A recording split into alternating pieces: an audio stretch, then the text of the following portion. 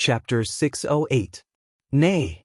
The neighing of the horses seemed to originate from the center of the entire space, reverberating like sound waves in every corner of the alternate space and entering the hearts of those who were peeking at the situation in the alternate space. Under the rising sun in the murky sky, a white horse carrying a monstrous golden flame silently streaked across the void and descended from the sky. Wherever it passed, the entire space became turbulent. Even the temperature in the air suddenly soared up, like a line of fire descending. In just 2 or 3 seconds, the white horse with its monstrous golden flames had reduced the distance between the sun in the sky and Foal King Academy on the ground to 0. Then, it landed in Foal King Academy like a meteor. Boom! A completely uncontrollable and earth-shattering explosion erupted in the entire alternate space. Kaboom! Terrifying golden flames spread out from the center of the Foal King Academy as if they were about to destroy the heavens and the earth. Ripples spread through the entire alternate dimension as they spread out in all directions. Boom! Before the terrifying flames could reach them, the largest building in Foal King Academy exploded into pieces under the impact of the ripples in the dimension. Whoosh! The monstrous flames of the sun exploded in Foal King Academy like a wave of fire, engulfing the entire dimension and covering the entire academy. In an instant, the temperature of the world rose to a terrifying level. Sizzle! Amidst the bone-chilling sounds of melting, the buildings in Foal King Academy melted like butter under the scorching heat of the sun at a speed visible to the naked eye. Those who weren't in this strange space couldn't imagine how high the temperature here was.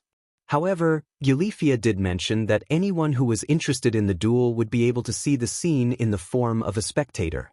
Hence, be it Lias, Aisha, Jurai Himashima, and Kitten who were watching the duel in the Supernatural Research Department in the real world or the nobles in the underworld who saw everything that happened in the alternate dimension, all of them were staring at the academy that was engulfed by the sun's flames, their faces filled with shock. In that instant, a sense of fear began to spread from the depths of the hearts of everyone who saw this scene. Meanwhile, in the Foal King Academy in the other dimension, the golden flames were still surging violently in ripples. With Foal King Academy as the center, the flames kept burning everything in the area, causing devastating damage to all the buildings. In such a hellish scene, Noah's body was also covered by the golden flames from the sun, but he was not burned like the surrounding environment. Instead, he seemed to be embraced. His clothes fluttered as though they were blown by the wind, and he was unscathed. Looking at the scene before him that was also covered in flames, Noah raised an eyebrow. Only to see the subordinates of Riser, who were supposed to be standing together in an imposing manner, were all slumped to the ground, their bodies covered in scorch marks. Their miserable and pathetic appearances no longer had any of their previous smugness and arrogance. Not far in front of these dependents, Riser's suit had almost been burned to ashes, leaving only tattered pieces of cloth. His face was pale and distorted. That was because the golden flames from the sun and the red flames from his body were burning at the same time on Rissel's body, clashing with each other as if they were fighting for territory. Under such circumstances, Rissel felt as though he was being burned by 2 different types of flames as he let out miserable shrieks.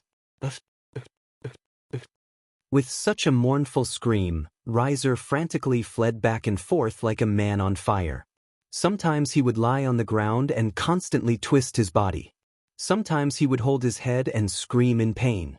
The skin on his body had long been burned to the point of collapse, revealing the flesh underneath. It was incomparably terrifying.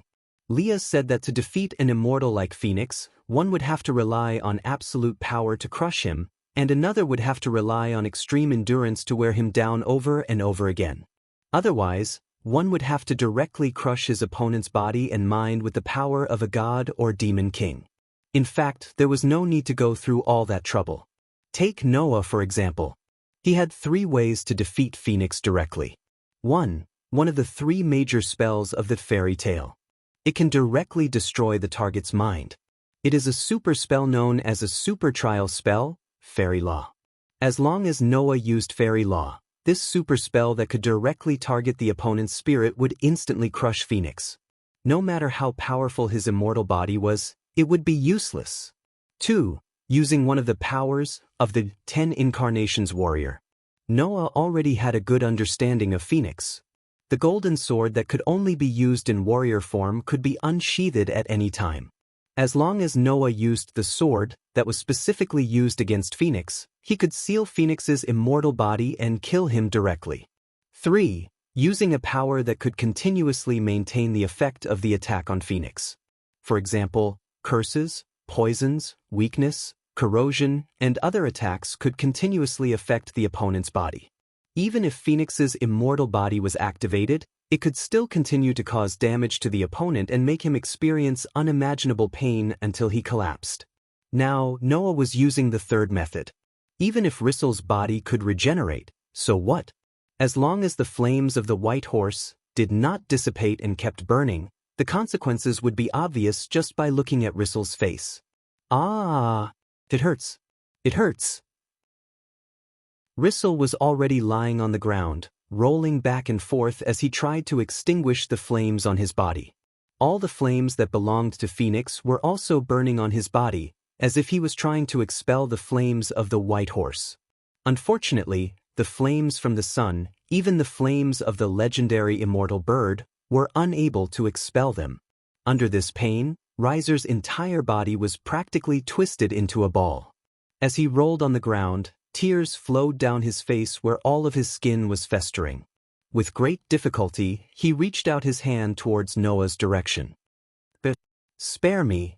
At this moment, Rissel's body was constantly transitioning between the state of destruction and regeneration. The pain within was something that outsiders would not be able to understand. If this continued, Rissel would probably go insane from the constant burning pain. Wouldn't his mind completely collapse? Seeing that Rissel's body was no longer moving and he was on the verge of death, Noah pursed his lips and walked forward. Just as Noah was in front of Rissel, a pair of hands suddenly hugged his leg. Noah frowned and looked down. When he saw the situation under his feet, he could not help but be stunned. The person hugging Noah's leg was the young lady who was wearing a formal dress and had drill-like twin ponytails. This young lady should be Rissel's family. However, the young lady's body was burning with the same flames as Rissel's. The flames that came from Phoenix. Perhaps because Noah did not specifically target her, the young lady's body was not burning with the flames of the white horse. However, her clothes were completely burned, revealing her smooth and delicate body. The reason why this delicate body was unscathed should be because Phoenix's immortal ability allowed the young lady's body to regenerate. Under such circumstances, the young lady hugged Noah's leg and begged, "Beg you, let my brother go." Brother? Rissel was this young lady's brother? This young lady was also a member of the Phoenix family? At that moment, Noah glanced at the young lady and then looked at the dying Rissel. After a while, he waved his hand. As if frozen in space, the golden flames that covered the entire alternate space froze. Then, like an illusion, all the flames dissipated, leaving behind only a dilapidated replica of the school. It disintegrated and melted like a ruin. Only then did Noah gently shake off the young lady's hand and turn around. "Stop bothering Lias. Otherwise, it won't be as simple as just a little pain next time." That one sentence caused the young lady to be in a daze, and she could not react for a long time. Chapter 609. And the final victor of this duel is Noah Doria. As Griefia's calm but slightly trembling voice echoed in the broken alternate dimension, a slowly spinning magic circle appeared beneath Noah's feet, turning him into a burst of starlight and vanishing from the alternate dimension. "Teacher!" Before he could open his eyes, Noah heard the surprised cries of a group of girls. Immediately, Aisha rushed in front of Noah for the first time, tightly holding Noah's hand, and said with a face full of excitement, "Amazing! Teacher is amazing!" It was not just Aisha. Even Junai and Kitten were looking at Noah with a hint of excitement. There was disbelief in their eyes that had yet to fade, and the way they looked at Noah had completely changed. Clearly, apart from the naive Aisha, everyone else was utterly shocked by Noah's power. Riaz stared straight at Noah and let out a bitter laugh in front of everyone. "I knew you were hiding something, but I didn't expect you to hide it so well. Godslayer, is that real or fake? What? You don't want to believe it? Noah had already expected Ria's reaction and smiled nonchalantly. Since there is the Longleness, sacred gear, that allows ordinary humans to gain the power to fight against gods and demons, then it shouldn't be strange for there to be a Godslayer like me, right? No. Even if the divine gear can give its user the power to fight against gods and demons, or even kill them, if the user can't develop the divine gear's power, it's just a treasure in vain. Riaz shook her head. However, Teacher is a Godslayer who truly possesses the power to kill gods and demon kings. I believe that in the near future, Teacher will become a figure that demons, angels, and fallen angels will not be able to ignore, right? Apart from the paranormal research department, there were many who were watching the duel between Noah and Rissel from other places. At the very least, the Jumanli family and the Phoenix family were watching. And now, Noah's identity as a Godslayer had been exposed. A human who could kill gods and usurp their power. News of such an existence would spread to the three factions of demons, angels, and fallen angels sooner or later. That was why only Riaz and the others knew what kind of commotion this man would cause to the three factions in the future. Noah, of course, knew what kind of commotion he would cause if he revealed his true power. That was why Noah chose to use his authority, without hesitation, to defeat Rissel in one fell swoop and show his strength. In this way, even if the Jumanli family and the Phoenix family had any resentment towards Noah for ruining the marriage between the two families, they would have to consider whether they had enough power to cause trouble for Noah. Noah did not want to have any more flies in his life in the future. This method was killing two birds with one stone. Immediately, Noah turned his gaze to Isha, who was holding his hand tightly, and after hesitating for a moment, he asked, "Does Isha think it's okay to stay with a Godslayer like me?" Everyone, including Isha, was taken aback by Noah's words. However, they quickly regained their senses. Isha was a nun who had an extremely devout faith in the so-called gods. After knowing that Noah was a Godslayer, it was hard to guarantee that she would dislike Noah. That was the only thing Noah was worried about. Yes, Sensei is a Godslayer, a sinner who killed a god. Isha seemed to have only just realized what was going on. After panicking for a while, she smiled in confusion. It's okay, Sensei. Even if Sensei has heretical powers and became a sinner who killed a god, the Lord will still forgive a kind-hearted Sensei. Hearing this, not to mention Noah, even Leah's, Himashima Jurai, Kitten, and the others became a little powerless. However, this wasn't anything strange. After all, Isha was more kind-hearted than anyone else. Even if the entire church viewed her as a hateful witch and banished her, and even a fallen angel like Linari had designs on her, she wouldn't resent anyone. To Isha, Noah was like a sinner who had committed a sin. As long as she prayed sincerely, she would definitely be forgiven and redeemed, right? Seriously, I have to hand it to this girl. Asterisk clang. Asterisk at this moment, the magic circle carved on the ground in the supernatural research department suddenly bloomed with a blinding light and began to spin. Seeing this, Leah's, Himashima Jurai, and Kitten tensed up. Isha, on the other hand, instinctively hid behind Noah. She did not have any intention of rejecting Noah at all. As for Noah, his eyes slowly focused as he looked at the spinning magic circle. This was because an unfathomable aura was gradually appearing in the center of the circle. That aura was already comparable to the average Godslayer and God of Disobedience. It might even be stronger than the average Godslayer and God of Disobedience. It was almost at the level of veteran Godslayers and God of Disobedience, like Luo Hao and Warban. Moreover, that was not the limit. It was clearly holding back. Noah's heart was immediately stirred. He focused all his attention and stared at the magic circle. There, two figures appeared in the light of the magic circle. One of them was Gulifia. In front of Gulifia, a man with shoulder-length red hair looked up and met Noah's eyes. The unfathomable aura that Noah sensed came from the red-haired man in front of him. Seeing this red-haired man, apart from Noah and Aisha, Himashima, Junai, and Kitten all showed a surprised expression. Even Leah was shocked and cried out, "Bro, brother, big brother?" Noah was stunned for a moment, and then he remembered. If the man in front of him was Leah's brother, then his identity was obvious.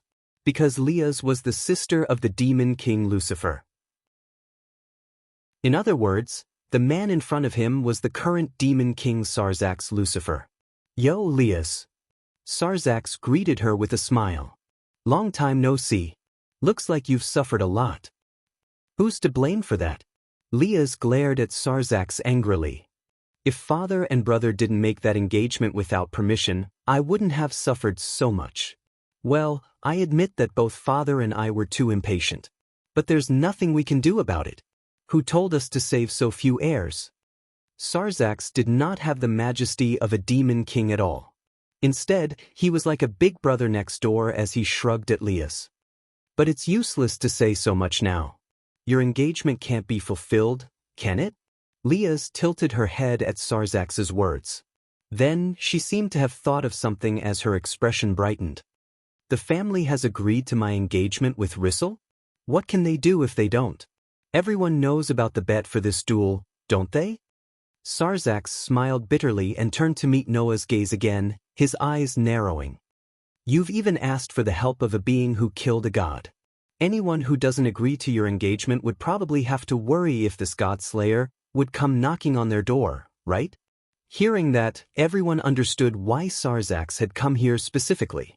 Clearly, Sarzax had come for Noah, the god slayer. "You're the current demon king Lucifer, aren't you?" Noah looked straight at Sarzax and smiled indifferently. "I've heard a lot about you. It's just my duty. I'm not that famous." Sarzax shook his head with a soft smile. "On the other hand, it's you who have such amazing power and battle records. It's really rude that we've never even heard of you before." "It's my honor to be praised by your highness," Noah said perfunctorily, and then went straight to the point. "Your highness, you must have come here specifically for me, right?" "Yes." Sarzax nodded quickly. Then he said something like this. "I just wanted to ask, when do you plan to marry Leah's?" Chapter 610. Huh. Noah, who originally thought that Sazek was here to test him, was stunned when he saw Sazek looking at him with a smile on his face. Noah had a guess as to why Lucifer, one of the 4 demon kings, would come at this time. That was to test the identity of the God Slayer. There was no doubt that there was no such thing as a god of disobedience in this world, and there was certainly no such thing as a God Slayer after killing a god of disobedience and usurping his power. Therefore, Noah's statement, needless to say, was bound to arouse everyone's suspicion. However, the power that Noah showed, the ability to summon even the sun, was believed to be a miracle that only a god could do. In this way, Noah's words were persuasive. Noah had long expected that those who doubted his identity as a god slayer, or whether Noah had really killed a god, would come to Noah by all means to test him and find out the truth. Noah thought that Sazek had come for this. Who knew that as soon as he appeared, he would say something that left Noah at a loss for words. What? Leah's was also stunned. Isha let out a series of confused sounds. Era. Jurai Himashima held one side of her face and smiled with great interest. As for Kitten, she was also stunned for a moment. She looked at Noah with a trace of blame in her eyes. Sazek, who did not understand why everyone was behaving like this, tilted his head. What? Is there a problem with what I said? There is a big problem. Noah finally reacted. He no longer had his initial wariness of Sazek's unfathomable strength and purpose of coming here. Only suspicion was left. Why did it suddenly become that I need to marry Leah's? That's right, brother. Leah's also reacted. After glancing at Noah, she frowned and looked at Sazek with a displeased expression. Don't tell me, brother, you're going to make me marry my mentor without permission this time? This time, it was Sazek's turn to be stunned. But, Leah's, didn't you already agree? I agree. Once again, Leah's was shocked. When did I agree? But Gulifia said that you didn't object to His Excellency Noah's bet with Rizzle, right? Sazek scratched his head. Isn't that proof that you've already agreed? What do you mean by that? Noah, who was even more puzzled, asked. Why does Riyaz agreeing to my bet with Rissel mean that she's agreeing to marry me? Why do you think? Sazek opened his mouth blankly and said something that no one could refute. Weren't you the one who made the bet that if you won against Rissel, Rissel's fiancé would be yours? The entire place fell silent. Because you're unhappy that your lover is engaged to someone else, you made the bet with Rissel as a human. You also decided that the winner would get Liaz, and Liaz herself didn't object to the bet. Sazek blinked and said with a half-smile. That's something that every noble who knows about Liaz's engagement knows about, isn't it? Not only was it not, that was a huge misunderstanding. Noah said that just to provoke Rissel and get him to agree to his bet and help Liaz solve the problem. The reason why Liaz agreed to the bet was not because she would be with Noah if he won, but because she believed that Noah was right. If she didn't make a decision here, there was no point in continuing the stalemate. In other words, no matter who it was, they didn't take the bet after Noah won seriously. That was because Jurai, Kitten, Aisha, and even Song Na knew that Noah only wanted to help Liaz, and that was why he made the bet. In the end, none of the people involved cared about that statement. Instead, it was the bystanders who took it seriously and even came up with the ridiculous reason for the bet. At first, we didn't think that a human would win against the immortal phoenix, which was why we agreed to the bet in a hurry. Now that His Excellency Noah has won, and so many people have witnessed it, we naturally have to fulfill the bet. Sazak must have realized that it was a misunderstanding from the reaction of Noah and the others. However, Sazak had no intention of resolving the misunderstanding at all. He just kept smiling. Although it's a pity that the opponent isn't a pure-blooded demon, we didn't come for the pure-blooded demon's offspring in the first place. We just hope that the Gimli family can have a new generation, so it doesn't matter. Not to mention, even if His Excellency Noah is just a human, he is a God-slayer himself. If Liaz could give birth to a God-slayer descendant, perhaps the child could inherit his father's talent. It couldn't be better. Wait! Noah quickly spoke up to stop Sazak from continuing. After adjusting his breathing, he rubbed the space between his eyebrows. Is it okay if I call you Sazak? Of course. Sazak nodded without hesitation. Although your class is a demon king, you are also someone who can slay gods. There's no need to hesitate. Just call me by my name. Well, Sazak, I know it's useless to explain anything now. After all, I did mention such a bet, but please allow me to apologize because I have a serious problem on my side. Noah bluntly gave the most convincing reason. Let's not talk about other things first. I already have fiancés, and 2 of them. A single sentence from Kiran sent the whole paranormal research department into silence again. Liaz, who knew beforehand that Noah had 2 fiancés, did not think much of it. However, Jurai Haima, Aisha, Kitten, and the others could not help but become restless. Teacher Noah? Tears welled up in Aisha's eyes as she looked at Noah, as if her beloved family member had been snatched away from her. You already have 2 fiancés? Jurai Haimajima pursed her lips, smiling delightfully yet reservedly. I didn't expect you to have 2 fiancés, sensei. I've underestimated you. So, you're that kind of person? Kitten spat at Noah with a look of disdain. So lame, even though I already knew about it, I still find it weird when I hear it again. Liaz sighed and rolled her eyes. Sensei, you're too unprincipled. The girl's words were like daggers stabbing into Noah's heart. Noah's face fell, and he forced himself to remain calm. Anyway, I already have a fiancé. My engagement with Liaz shouldn't be valid anymore, right? Sazak and Gilifia looked at each other, before turning their puzzled gazes at Noah. Well, since you already have 2 fiancés, it shouldn't be a problem to have 1 more, right? You really think that's fine? Before the others could react to Sazak's words, Noah could not help raising his voice. Your sister is the apple of the Gimli family's eye, the next head of the family, the true ruler of the nobles. Are you really willing to let her marry a man with a wife just for a descendant? A man should have more wives if he has the ability. That shouldn't be a problem, right? Syzax replied. Moreover, so many nobles have witnessed the entire process of your bet. How could it be cancelled just because you have a fiancé? No. That's not right, is it? Usually, shouldn't it be cancelled because you have a fiancé? Liaz, we can't let you go back on your word this time. Syzax looked directly at Liaz and said with a smile. If you go back on your word, we'll have to let you marry Rizzle. I don't want to. She answered almost instinctively without even thinking about it. Instead of marrying Rizzle, I'd rather marry Sensei Noah. Syzax laughed at that. Noah covered his face, unable to watch anymore. Chapter 611.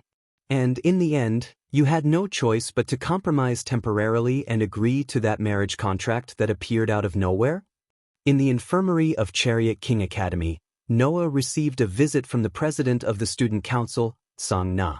Song Na, who entered the infirmary almost at the same time as Riaz, took off his spectacles as soon as he appeared, and spoke as if he couldn't bear it any longer. This way, it's just a change of betrothal partner. You didn't even get rid of the Gimli's request, did you, Riaz?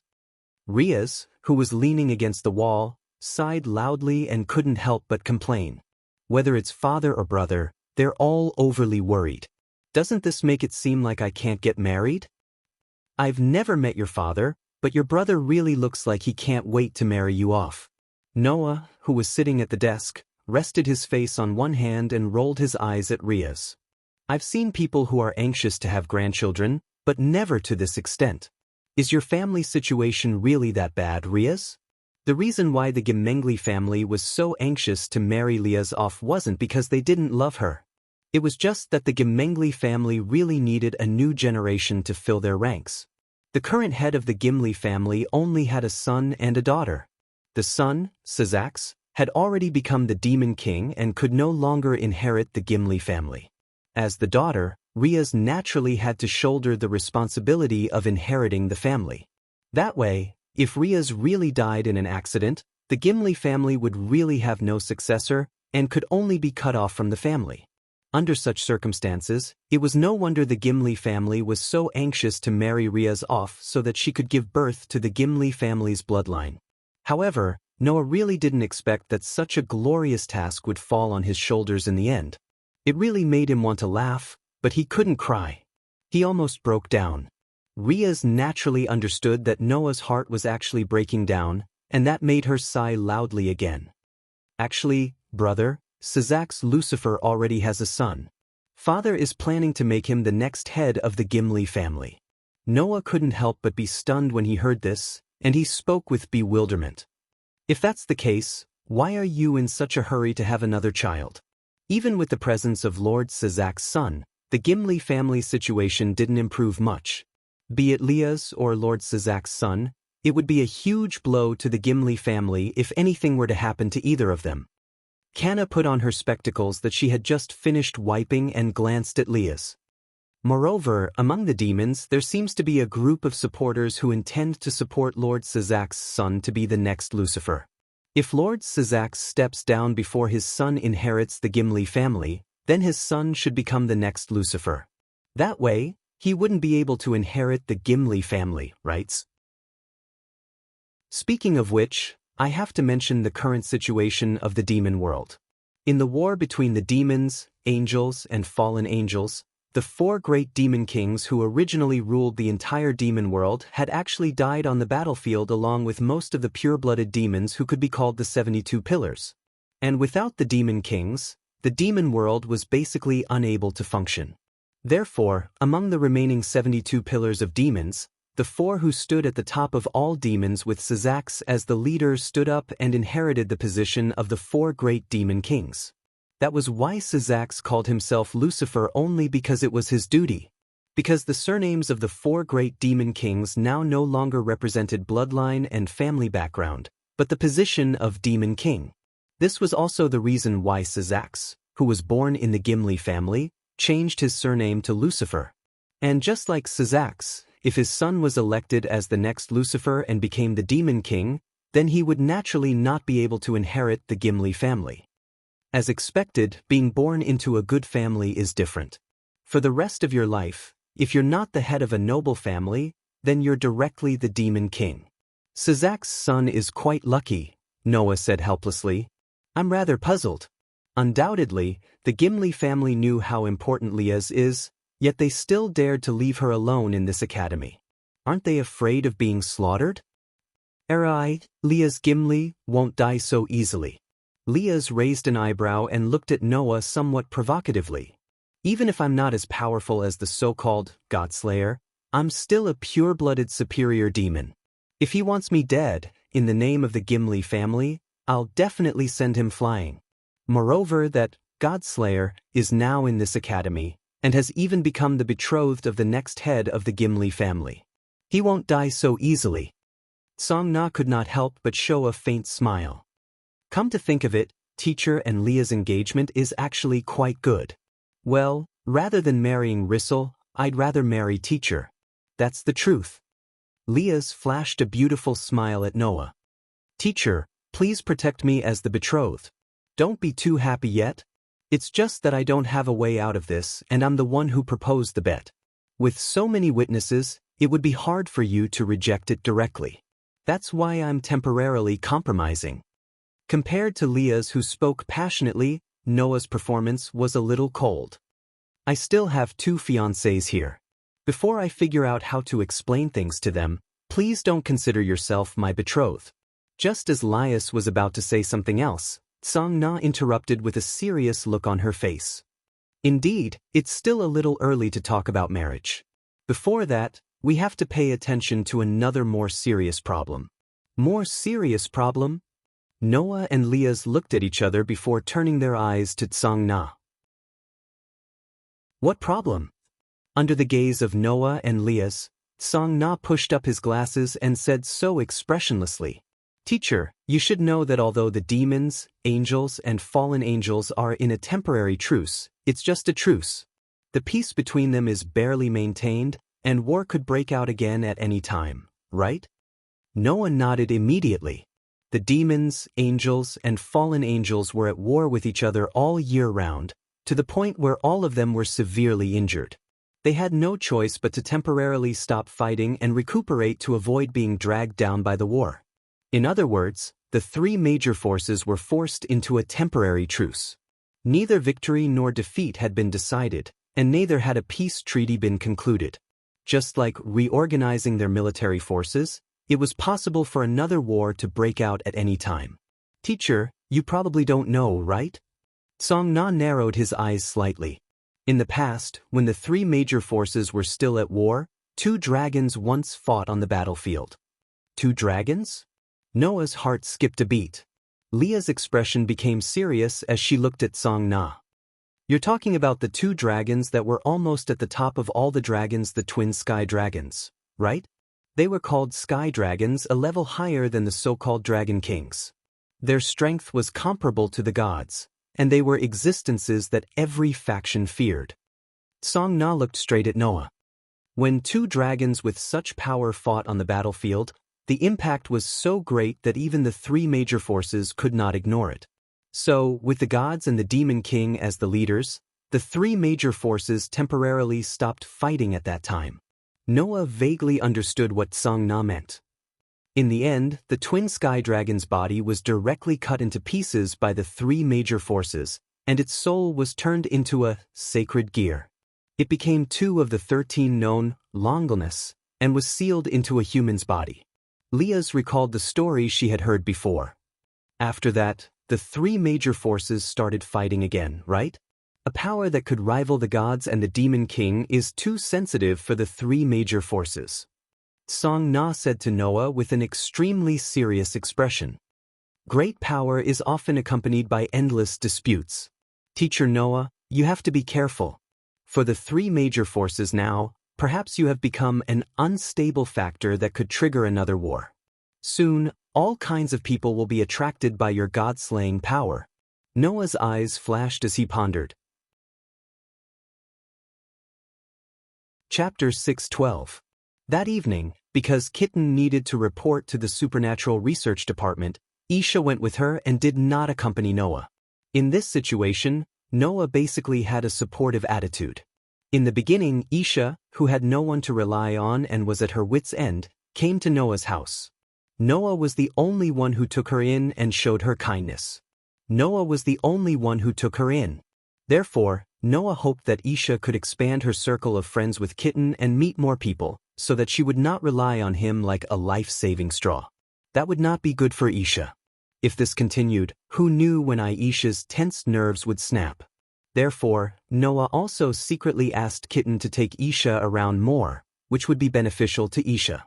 Fortunately, although Isha was a very devout believer, her heart was not poisoned by this belief.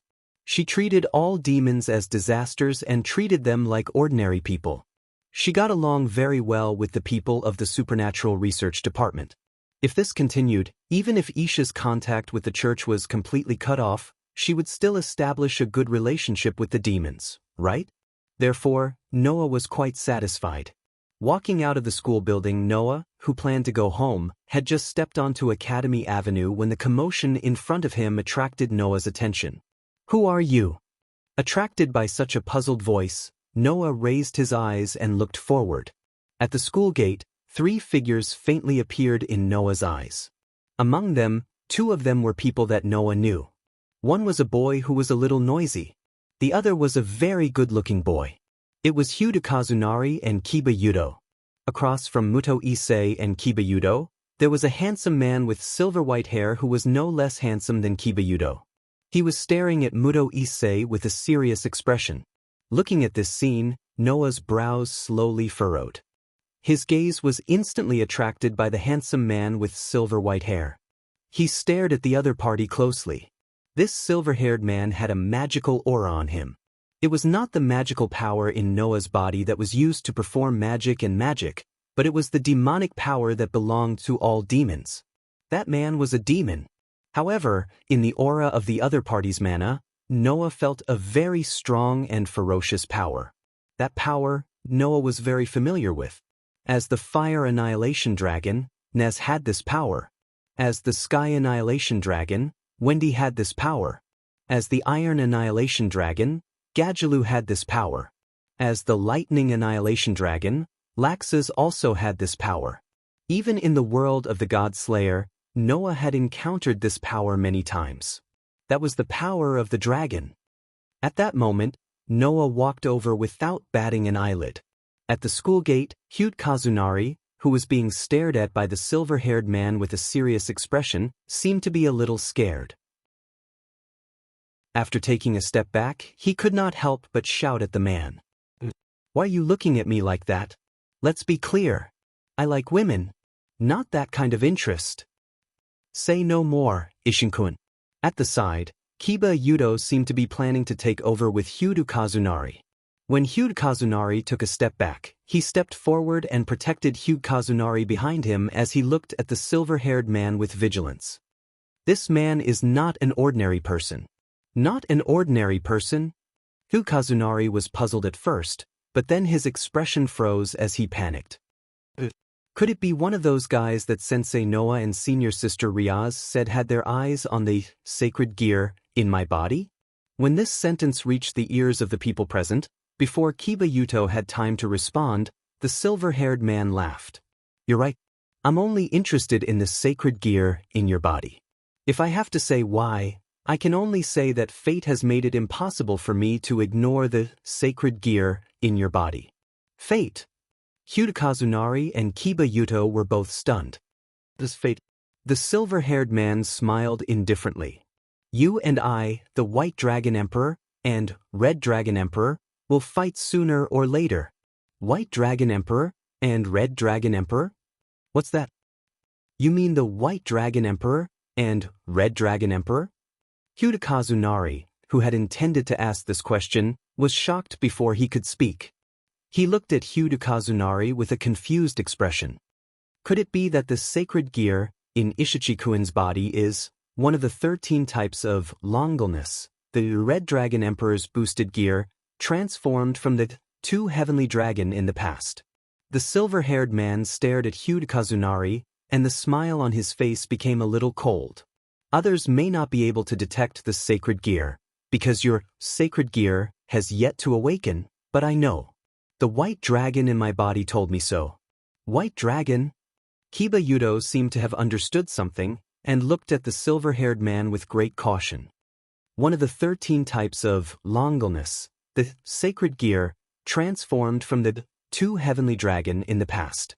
The white dragon emperor's divine dividing, that thing is in your body? The silver-haired man didn't even look at Kiba Yudo, nor did he answer Kiba Yudo's question. He just kept looking at Hugh Kazunari, and after a long time, he sighed in disappointment. The existence known as the double heavenly dragon still fought as it pleased during the war between the three great powers in the past.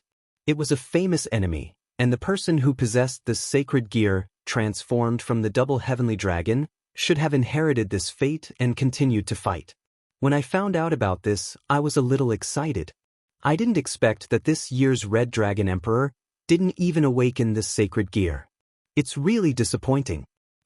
Why are you so disappointed in others? Hugh Kazunari shouted angrily.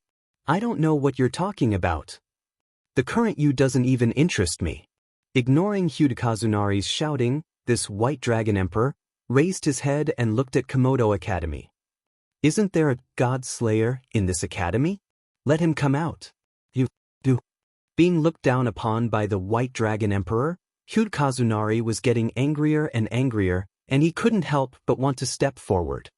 Ishinkuin. Kiba Yudo quickly tried to stop him. However, before he could do that, a voice broke into the scene. So that's how it is. Thank you for helping me solve my doubts during this time. Saying such a sentence, Noah walked out of the academy step by step, his dark eyes flashed, and the corner of his mouth raised. The White Dragon Emperor and Red Dragon Emperor have the power of the two heavenly dragons in their bodies, so that's how it is. No wonder you have the aura of a dragon, and Hugh Kazunari can also trigger my authority. In the past, one of the authority of Noah's 10 incarnations, the Dragonoid, had an inexplicable reaction to Hugh Kazunari. If this man who called himself the White Dragon Emperor said that Hugh Kazunari had the power of the Red Dragon Emperor in his body, then it would explain why Noah's Dragonoid reacted to him. After all, Noah's Dragonoid has the ability to kill dragons, and it's an incarnation that can cause great damage to dragons. It's probably because Hugh Kazunari's Red Dragon Emperor power hasn't awakened, so Noah can't detect its existence, so the Dragonoid reacted as if to remind Noah, right? Sensei. Seeing Noah's appearance, Hugh Kazunari and Kiba Yudo suddenly had a backbone. The silver-haired man, on the other hand, shifted his gaze to Noah. His eyes lit up slightly, and an expression full of battle intent appeared on his face. You are the God Slayer, right? Chapter 613. You are the God Slayer, right? Along with this sentence, in addition to the voice, there was also a strong sense of tension. That was entirely because of the battle expression on the face of the White Dragon Emperor. Perhaps because there was no way to suppress the battle in his heart, around the White Dragon Emperor's body, a faint magical power rose. Magical power? Kiba Yudo, who was protecting Itzen behind him, was extremely surprised. Are you a demon? Kiba Yudo's surprise was indeed necessary, because the sacred gear made by the god in the Bible will only be lodged in the human body. However, the White Dragon Emperor's body had magical power, which proved that he was still a demon. Usually, this situation just represented a problem. That was, the man in front of him, who possessed the god's destruction tool, Longulness, and the White Dragon Emperor's light wings, Divine Dividing, was either a human who had reincarnated into a demon, or he was a hybrid between a demon and a human. This situation was not uncommon in the demon world. However, if the owner of the Longulness became a member of the demon faction, it would have already spread throughout the entire demon world. Kiba Yudo had never heard of the man in front of him. My name is Wally. The man who called himself the White Dragon Emperor introduced himself. Although you will still be confused, I will still explain. I am currently in the camp of the fallen angel. Fallen angel? Noah frowned. The fallen angels people actually came to the demon's territory. It seems that you are going to make trouble again. I don't know what the plan is, but as for me, when I heard that there is a god slayer here, I couldn't help but come and see. The handsome man named Wally opened his hand to Noah, and there was a strong fighting spirit on his face. An existence that can kill gods. If I can fight it, I should be able to know the difference between me and the so-called god and demon king, right? That is to say, you are a battle maniac? Noah stepped forward and raised his hand to stop Kiba and Kiba from following him. It's just that, I didn't expect that my news has already spread to the fallen angel. Undoubtedly, it has only been a few days. The demon's confidentiality work is really unprofessional. Don't worry, because not many people believe that you are a person who has really killed a god. Wally put his hand down weakly, but his eyes were staring at Noah from beginning to end. I am also here to confirm this. After that, behind Wally's back, a pair of wings suddenly flashed in a flash of light. It was a pair of white wings that seemed to have been meticulously made. The surface of the wings was like a film of light that flashed with a faint blue light. White Dragon Emperor's light wings, divine dividing, Wally. Just when Wally activated the divine dividing wings, Hayato Issei, who was being protected by Shiba Yuto, suddenly let out a bitter cry and tightly grasped one of his hands, his face full of pain. Ishiden-kun. Kiba Yudo was shocked. Noah's brows were deeper and deeper. First, he glanced at Wally, who had a smile on his face, and then glanced at Kiba Yudo, who was holding his hand behind him and crying in pain, and he suddenly understood. Sensing the appearance of the White Dragon Emperor, the Red Dragon Emperor in Kiba Yudo's body finally reacted? This is really surprising. The unawakened Red Dragon Emperor's boosted gear actually reacted to the appearance of the White Dragon Emperor's divine dividing wings. It seems like this man named Hude Issei has a high affinity with dragons. Varley couldn't help but glance at Hude Issei. It's a pity that the sacred gear still hasn't awakened. Is it because the host's power is too weak? No matter what, it's not a good thing to let you get close to Kiba Yudo. Noah looked straight at Wally and narrowed his eyes. So, sorry, although I don't know why you, a guy from the fallen angel camp, is a demon, please leave. Without giving Wally time to reply or even react, Noah waved his hand fiercely. At the same time, in Noah's heart, the stone plate connected to the 10 incarnations authority turned directly and pointed to the storm pattern. Boom! A violent wind suddenly shook from Wally's feet, and it quickly turned into a tornado, wrapping Wally in it. Wally felt as if his body was suddenly nailed to the void. A burst of invisible wind pressure squeezed in from all directions, causing Wally's body to tremble. He couldn't even move an inch. Immediately, the tornado that tightly wrapped Wally in it suddenly burst open, completely turning into a shock wave. Boom! The violent wind wave seemed to explode in place, and it mercilessly shook Wally's body. Wally groaned, and his whole body was sent flying backward by the irresistible shock wave. He was like an arrow leaving the bow, shooting backward toward the sky. I can't resist at all. You're indeed the one who claims to have killed a god. I'll be back again. Wally only had time to leave this sentence, then he was carried into the sky by the shock wave, disappearing on the other side of the sky in the blink of an eye. Noah deliberately cancelled the lethality of the attack, and let the wind summoned by the storm incarnation become the most direct impact force, taking away Wally in one wave.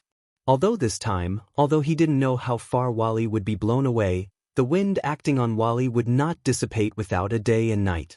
Of course, as time passed, the power of the wind acting on Wally's body would become weaker and weaker. Therefore, Noah estimated that in about 3 hours, Wally should be able to resist the storm with his own strength and then use the teleportation magic formation to come back in one breath. In other words, Wally would not come back for at least 3 hours. Immediately, Noah came to the side of Hayate Issei, who was holding one of his arms, and put his hand on his shoulder. How is it? I'm much better now. Hayate Issei's face was no longer painful, but he still held one of his arms, looking at it with some lingering fear, as if he was looking at something extremely strange. His eyes were full of uncertainty. What the hell is going on? For Hayate Issei, this kind of inexplicable reaction should be very difficult to accept, right? After all, for Hayate Issei, everything is too strange, isn't it? If you don't understand, don't think about it. No matter what, you are safe for now. Noah patted Hayate Issei's shoulder, turned his head, and looked at Kimura Yuto. You take Hayate Issei home first and explain everything to him. Since the White Dragon Emperor has appeared, it's too sad to let this Red Dragon Emperor know nothing. Kimura Yuto nodded heavily, then helped Hayate Issei walk in the direction of Hayate Issei's home. Looking at the figures of Hayate Issei and Kimura Yuto gradually disappear on the other side of the street, Noah suddenly said, "Well, you've been watching for so long, it's time to come out, right?" The tension in the air that was about to dissipate suddenly solidified with Noah's words. However, the whole place was silent, and no one was there. In such a situation, Noah just looked at the shade on the side and said lightly, "If you don't come out, you want me to ask you to come out, right?" As soon as his voice fell, two figures suddenly flew out from the shade of the trees at the side. Like monkeys, they nimbly leaped onto a tree. With astonishing jumping power, they jumped into the distance. However, at this moment, a stone burst out from below and caught up with one of the figures. Bang! The stone flew out like a bullet and hit the person's shoulder directly. Ah! With a cry of pain, a figure fell to the ground. Chapter 6:14. Bang! The figure that fell from midair landed heavily on the ground with his back on the ground. After a muffled cry, he hurriedly got up. However, he held his shoulder that was hit by the stone, and a trace of pain appeared on his face. Irina! The other figure that was about to flee immediately stopped. With a leap, it landed in front of its companion. Its sharp gaze shot towards Noah as it raised a large weapon towards Noah. It was a weapon that was wrapped in bandages. It looked like a giant sword. The one holding the weapon was a tall and voluptuous young girl. She wore a white robe and had a head of short blue hair that reached her shoulders. Her fringe was dyed green. This young girl was holding a weapon that was almost as tall as her body. Her eyes were extremely ferocious, and she looked like a valiant female warrior. As for the person who was hit in the shoulder by the rock, she knelt on the ground with one knee and held her shoulder with one hand. She was also a young girl in her prime. She was also wearing a white robe, and under the white robe was a black tight suit. She had chestnut-colored hair that was tied into two ponytails. She looked very cute, like a cute little sister next door that needed to be protected. She was in stark contrast to the female warrior. Noah was a little surprised to see that the people lying in ambush and waiting for an opportunity were actually such two young ladies. Compared to Noah, the two young girls looked at Noah with vigilance. Irina, the young girl who was holding the great sword covered in bandages, didn't even turn her head. Perhaps it was because she was worried that she would be ambushed if she turned her head. She stared straight at Noah and spoke softly. "Are you okay?" "I'm fine. I was just hit by a rock." Saying this, the young girl called Irina's face still had a trace of pain. She forced a bitter smile. "But it still hurts a little, Genova." "Is that so?" The young girl called Genova's eyes became colder and colder. Her grip on the sword tightened. As expected, a guy who dares to claim to have killed a god wouldn't say such outrageous words if he didn't have the ability to do so. It was right that we didn't come into contact with him directly. Although he didn't know where these two young girls came from, Noah more or less had some guesses. After all, Noah's sharp senses detected a trace of holy aura from the sword in the hands of the young girl called Genova. How could Noah not guess the other party's background when she held a weapon filled with holy aura and said such words to him? People of the church? Noah couldn't help but laugh. His laugh didn't have a trace of emotion. First, there was a nobleman who deserved a beating from the demon camp. Then, there was the white dragon who joined the fallen angel camp. Now, it's a member of the church under the angel camp. When did Horse King Academy become so famous that it could attract strange people like you? Hey, if we're talking about strange people, it should be you, right? The young girl called Irina shouted. The demons, the angels, and the fallen angels have always been in a confrontation. It's not strange at all when and where they appear and have conflicts. What's strange is that you, a sinner who inexplicably broke into the three factions and even dared to call yourself a God Slayer. According to what you said, I shouldn't be here. Noah shrugged. But, is it the right thing for a member of the church to hide and peek? We're just avoiding unnecessary conflicts, Genova said coldly. Sinner who calls himself God Slayer. Originally, a heretic like you should be mercifully purified in the name of our Lord. However, our target this time isn't you. If it's possible, I hope you can pretend that you didn't see anything and let us leave. Since you want to leave, why didn't you not come here in the first place? Noah laughed mockingly. You come when you want to come, and you leave when you want to leave. You take the liberty to position others as sinners, and you take the liberty to think that you are the so-called spokesperson of God who can punish evil and eliminate evil. What you are eliminating is the evil that you think is evil. Do you plan to continue being so self-righteous? With that, Noah lifted his feet and slowly walked forward. Genova and Irina immediately reacted to Noah's actions and retreated step by step as Noah approached them. Initially, I was already very unhappy with the church because of what happened to Isha. Now, you further deepened my hatred for the church. Should I arrest the two of you and bring you directly to the church for an explanation? Although Noah did not use any power, at this very moment, an astonishing pressure indeed surged out from his body, enveloping the entire space around him. Genova and Irina felt as if they were about to suffocate. One of them bit her lips and suppressed the instinctive trembling of her hands as she pointed her great sword at Noah. The other had a look of fear on her face as she retreated continuously. From the oppressive aura emanating from Noah's body, both Genova and Irina recognized an unshakable fact. Regardless of whether Noah was a God Slayer who had killed a god, Genova and Irina definitely wouldn't be able to do anything to him. If they let their impulsiveness and faith in God take over and brandish their swords at this man, then they would have to return to the embrace of the so-called Lord. Therefore, they definitely couldn't attack Noah. Genova, who had calmed down before Irina, took a deep breath and lowered the great sword in his hand.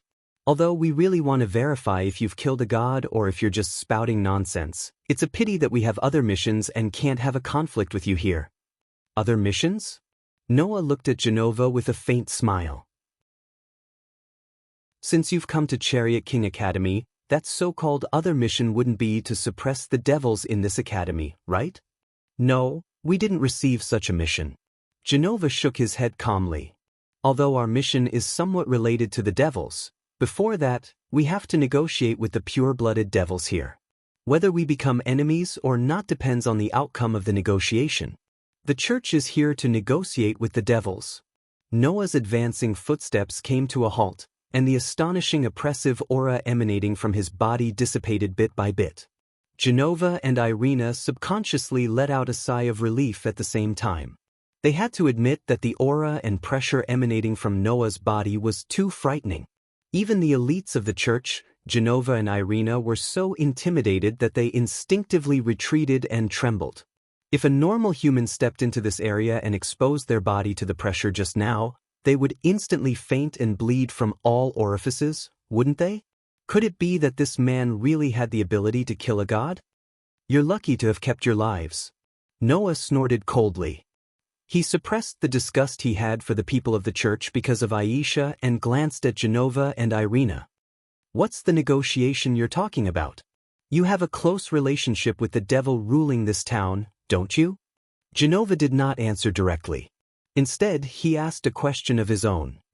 Then things will be much easier. Can you be the middleman and let us have a meeting with the demon of this territory, Lias Gimenry? Oh! Noah pursed his lips. The church is here to negotiate with the devil. The only thing I can think of is that they don't come with good intentions.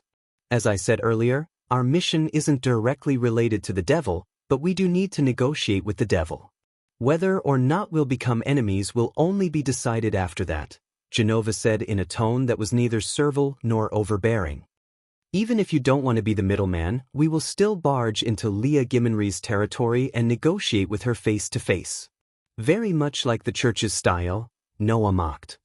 Convicting without permission, invading without permission, and acting like it's only natural. So self-centered. How unpleasant. Noah's mockery made Genova and Irina angry, but they did not dare to say anything. On the other hand, Noah was deep in thought. The church's arrival was very unusual. It seemed that there was a need to observe. Chapter 6:15. Ketchup. Noah opened the door to his apartment and walked in casually. He seemed to be in a good mood. Behind Noah, the two girls followed Noah into Noah's room with a humiliated look on their faces. If someone else saw this scene from the side, they would definitely have wild and fanciful thoughts. After all, this scene looked too much like the man had grasped the woman's weakness and was planning to force her to do something she was extremely unwilling to do. In fact, this was not entirely wrong, because Genova and Irina were indeed forced by Noah to follow Noah back to his home. Of course, Noah didn't intend to do anything to Genova and Irina. After bringing Genova and Irina into his room, Noah pointed at his messy room and ordered without any trace of politeness. "Then first help me clean up this place. Clean it again." Hearing this, the humiliation on Genova's and Irina's faces became even more intense. Then, the conversation they had half an hour ago at the entrance of FOA King Academy reappeared in the minds of the two girls. What did you say?" As the sky gradually darkened, Genova and Irina stared at Noah in shock. Then, anger appeared on their faces at the same time. "Are you trying to humiliate a devout believer?" Irina shouted at Noah in disbelief and anger. "Why do we have to become your slaves?"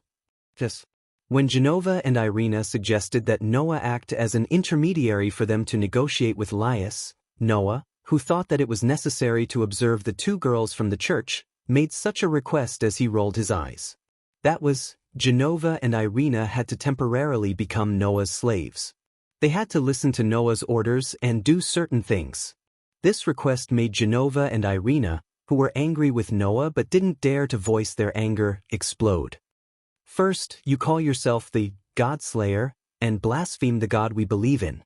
Now, you want us, the believers of the church, to become your slaves and blaspheme our faith. Is this your goal?" Even Genova, who had been cold all this while, raised his sword at Noah angrily. "We just don't want to have unnecessary conflicts because we have a mission to complete. God-slayer, if you intend to insult us again and again, then even if the mission fails, we will fight you for the faith in our hearts." "Oh!" Noah raised an eyebrow. His expression did not waver at all. "So, you're saying that you're not willing to pay even a little bit of a price for my help?" "Ask you for your help." Genova frowned and immediately reacted. "Are you referring to the matter of us negotiating with Leah Jamanli?" "That's right." Noah spread his hands, a malicious smile on his face.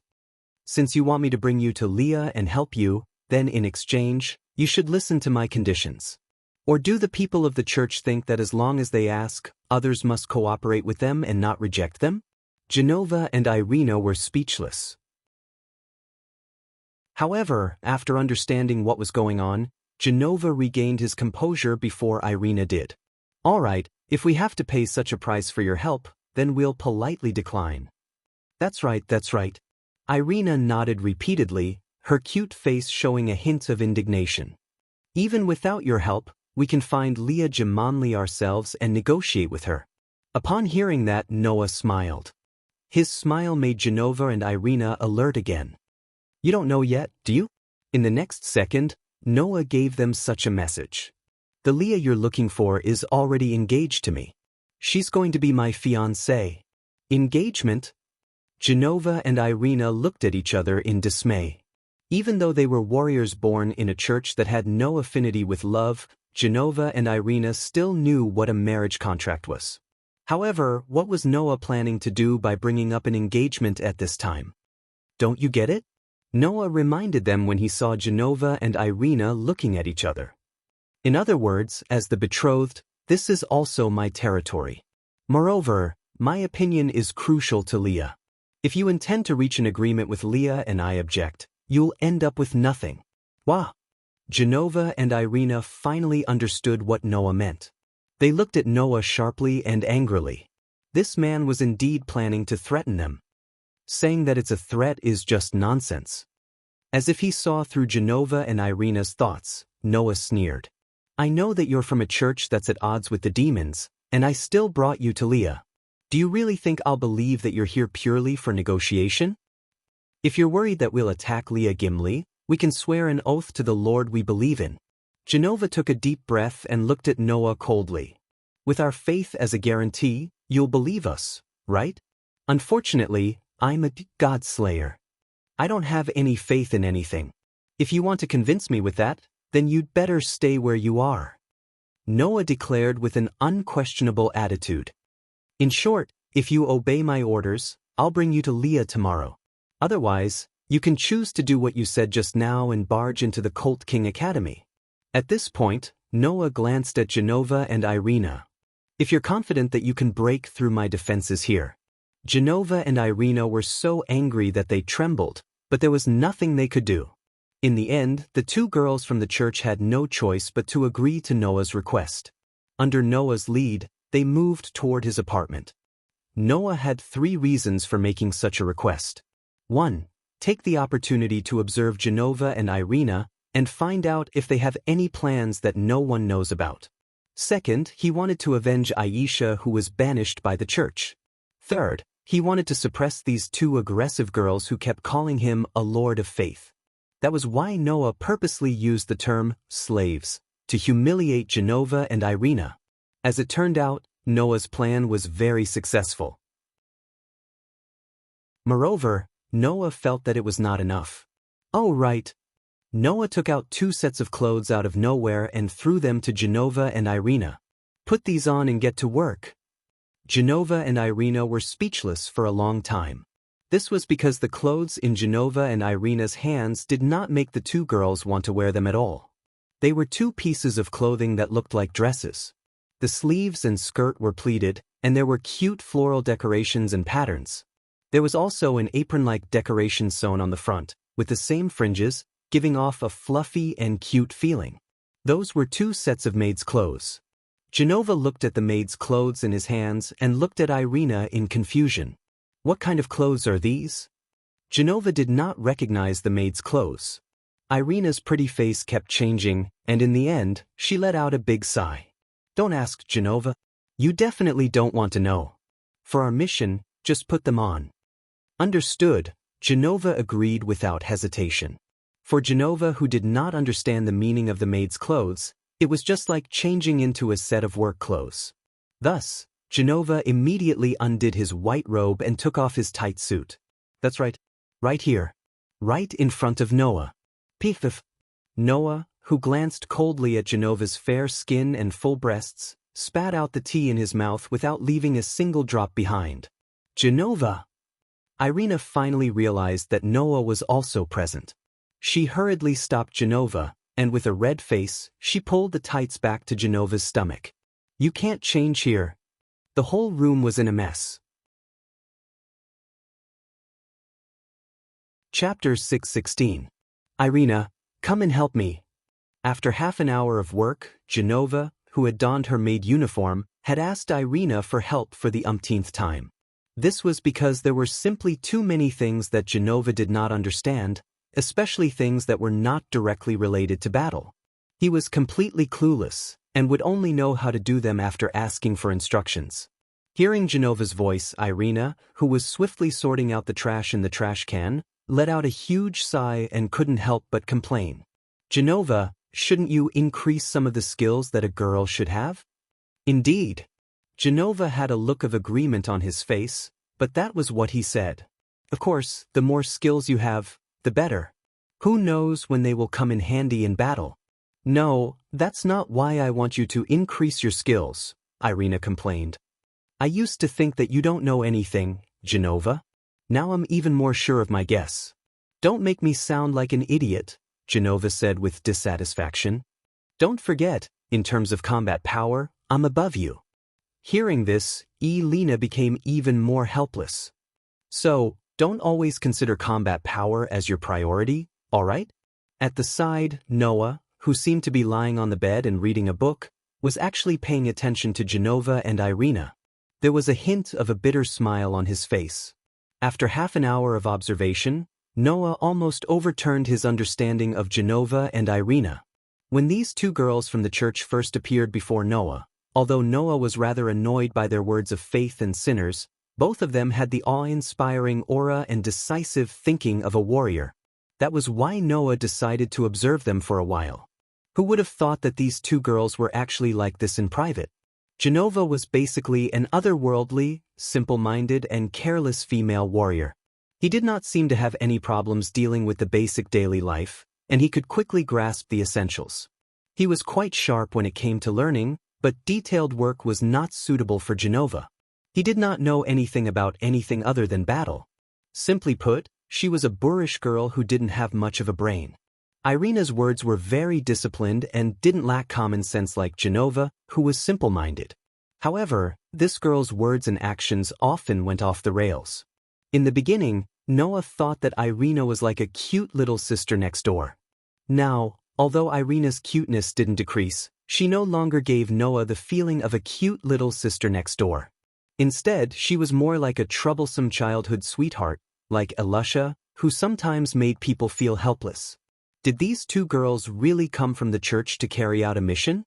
Could it be a joke? Wait, Genova, that's not trash. Don't throw it at me. But it doesn't look like something that can be used as a weapon, right? Do you only have things that can be used as weapons in your room? That's true.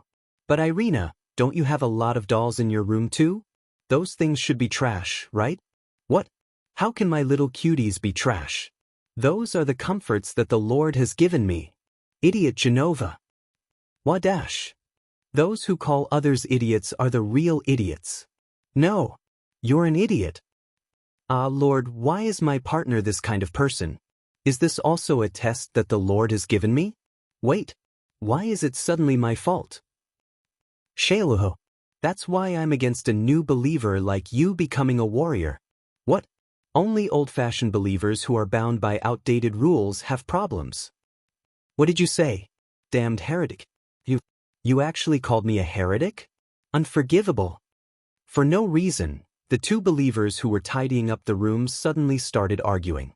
One of them was holding a broom and pointing it at the other like a sword, while the other was holding a trash can, seemingly intending to use it as a shield.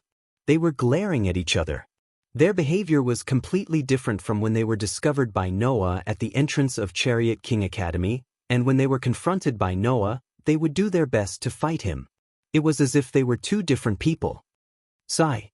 Seeing this, Noah sighed. I'm also an idiot for being wary of these two girls. At that moment, Noah threw the book in his hand at Genova and Irina, who were arguing more and more. Noah didn't know what technique Noah used, but the book he threw hit Genova's head and bounced off, landing heavily on Irina's head. The two girls held their heads and squatted down, crying out in pain. Don't slack off, get back to work. Hearing Noah's extremely unkind words, Genova and Irina could only swallow their grievances.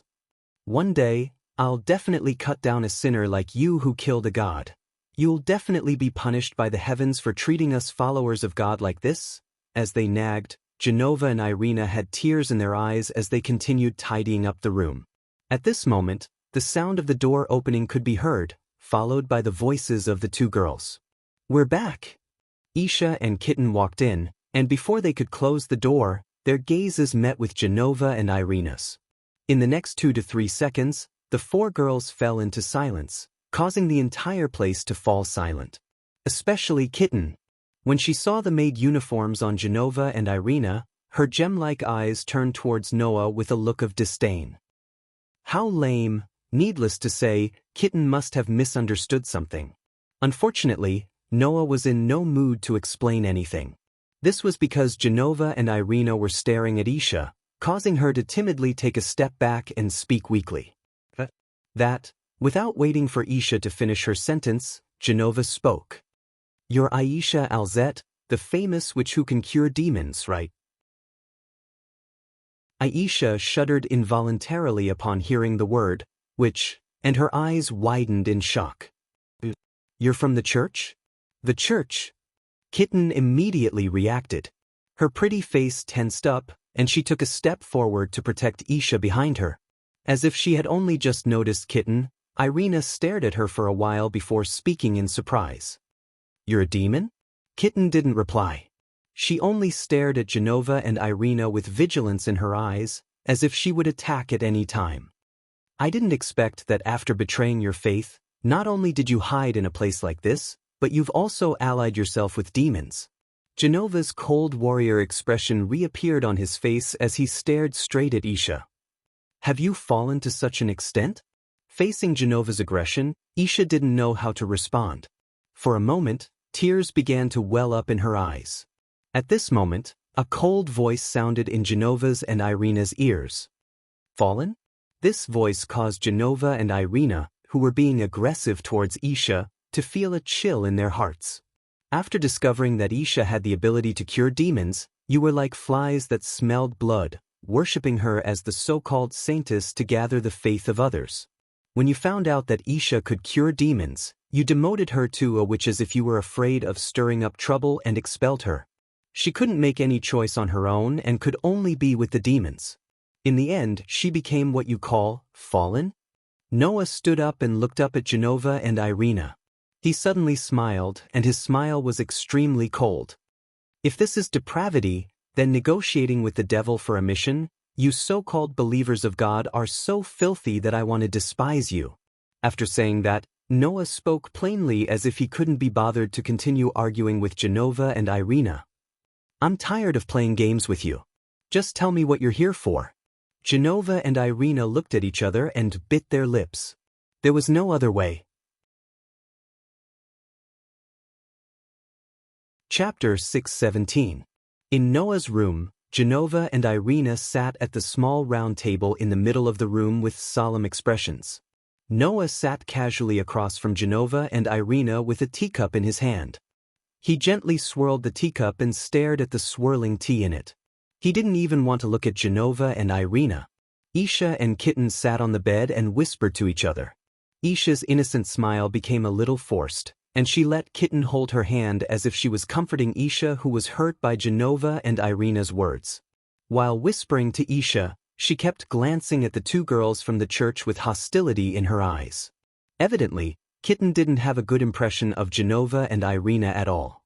However, Noah was the one in charge of dealing with Genova and Irina, so Kitten did not intend to interfere. Otherwise, Kitten might have already made her move. Genova and Irina, on the other hand, did not seem to care about Kitten at all. They only stared at Noah with flickering eyes, as if they were considering something. Noah was the only one present who was a threat to Genova and Irina. Yet, this person had developed feelings of disgust towards Genova and Irina, which was not good for Genova and Irina. If they did not have a mission, Genova and Irina would definitely not be so cautious in front of Noah. However, because of the mission, Genova and Irina could only restrain themselves for the time being. Moreover, Noah was the fiancé of the person Genova and Irina intended to negotiate, so the two girls felt that it was not a bad thing to make things clear here. Thus, Genova was the first to speak. "First, I have to tell you that our mission has an extraordinary relationship with the Holy Sword." "Holy Sword?" Noah finally raised his gaze from the teacup in his hand and looked at the huge sword covered in bandages beside Genova. The so-called Holy Sword referred to those holy weapons that contained extremely powerful holy power and could cause great damage to demons and evil monsters of the darkness. It was a weapon that was recorded even in myths and legends. If a demon or monster were to touch this weapon, they would suffer great damage. Once they were hit, it was even more likely that they would be annihilated without leaving a trace. Noah had sensed a strong holy aura from the sword that Genova carried with him, which was covered in bandages. "I see. That should be one of the holy swords, right?" "It's not quite accurate to say that it's one of the holy swords." Genova lifted the sword beside him and untied the bandages. "It should be said that this is part of the holy sword." As soon as he finished speaking, a huge sword appeared in front of Noah. It was flashing with an arc of light and had two edges. It was a lot bigger than the average longsword. That's the famous holy sword? Dangerous. Isha's mood seemed to have improved a lot, and most of her attention was attracted by the sword in Genova's hand. Kitten, on the other hand, was like a cat whose fur stood on end. She couldn't help but clench her fists tightly, and her face was unprecedentedly solemn. Kitten's demonic instincts should be constantly warning her master not to touch that sword, right? After all, the holy sword was too dangerous for demons. In the ancient war, one of the holy swords in the hands of the angel faction, called the King's Sword, was damaged and fell apart. Elena explained in a timely manner. At that time, the people who participated in the battle brought back the fragments of the King's Sword, and used the fragments of the King's Sword to forge 7 inferior holy swords. Therefore, the holy swords in our hands now are only a part of the original King's Sword. The holy sword in my hand is the holy sword of destruction. Genova hesitated for a moment. Then, perhaps he felt that there was no use in hiding it, so he directly revealed the information of the weapon in his hand. As the name suggests, this holy sword of destruction is a holy sword that can cause great damage. And the holy sword in my hand is the holy sword of mimicry. It has the ability to change into any form. Irina reached out her hand and untied a rope that was tied to her arm. In the next moment, the thin rope circled and suddenly twisted and transformed into a katana. Although it has been split, the 7 holy swords that originated from the King's Sword all have their own abilities. Irina proudly raised the katana in her hand. Genova's is destruction, and mine is transformation. To the members of the Church, to be able to wield a weapon that contained divine power like the Holy Sword should be very proud of it, right? Therefore, Genova and Irina more or less had a trace of pride on their faces. However, in the face of the 2 holy weapons that were claimed to be able to completely eliminate demons, Noah only glanced at them and then withdrew his gaze. Although he didn't know how powerful the King's Sword was in its complete state, the power of the Holy Sword of Destruction in Genova's hand and the Holy Sword of Mimicry in Irina's hand were only similar to magic weapons and magic attire in Noah's eyes. To the demons that were restrained, these 2 holy swords might be quite threatening. But to Noah, it was too powerless. So, Noah asked casually, "What's wrong with the holy swords?" Genova and Irina put away their pride and put away the holy swords in their hands. Actually, not long ago, 3 of the holy swords kept by the Church were snatched away by a fallen angel cadre from the fallen angel camp by the name of Corcobor. Genova stared at Noah, a trace of light flowing in his eyes. Our mission in this town is to take back the 3 holy swords that fell into the hands of the fallen angels. At the very least, we have to destroy them to prevent them from being used by the enemy. Corcobor? Noah's heart skipped a beat as he looked at Genova. You mean that the fallen angel cadre who snatched the holy swords is in this town? Hearing Noah's words, Isha and Kitten, who had not dared to interrupt, were suddenly shocked. The fallen angel cadre is in this town? Is that true? That was a fallen angel cadre, a true high-ranking member of the fallen angels. Without a doubt, he was a high-ranking fallen angel who had participated in the war between the 3 forces and survived. Such a person was actually hiding in this town? Isha and Kitten shuddered at the thought of this. Corcobor has indeed invaded this town. Genova said in a heavy tone.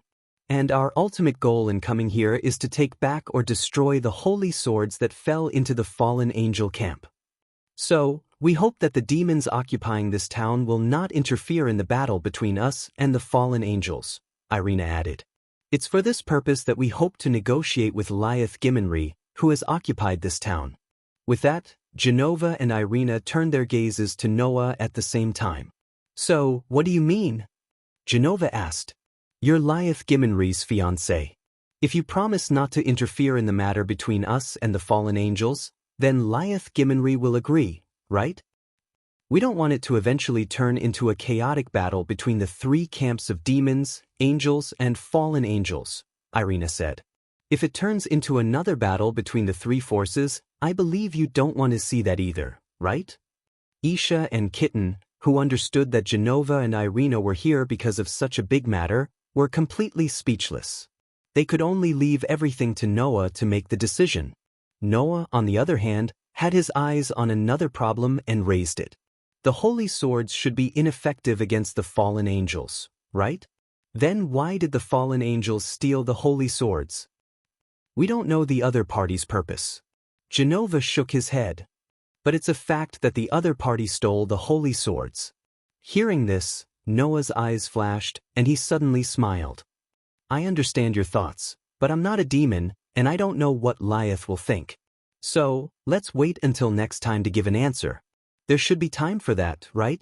Both Genova and Irina heaved a sigh of relief and nodded. Chapter 6:18. About half an hour later, Genova and Irina left Noah's apartment with their holy swords.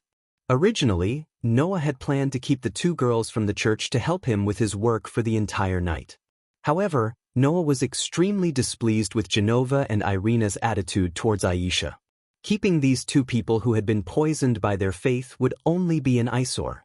If it weren't for the fact that Genova and Irina were only speaking rudely and didn't target Isha like Linari, Noah wouldn't have just chased them out. However, Isha was very concerned about Genova and Irina's words.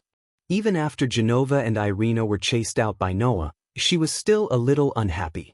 Looking at the sullen look on Isha's face, Noah felt that he had been too lenient with Genova and Irina's punishment. Incidentally, although Noah chased Genova and Irina out, he left their clothes behind. Of course, don't get me wrong. Noah didn't want Genova and Irina to run around naked.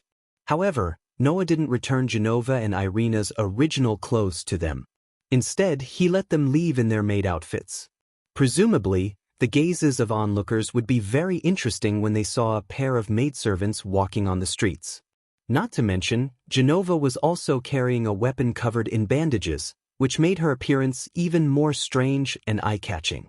Also, it should be mentioned that the maid outfits in Noah's apartment were only souvenirs that Kitten took back when she brought Isha out to buy some casual clothes. Now, Genova and Irina had benefited from this.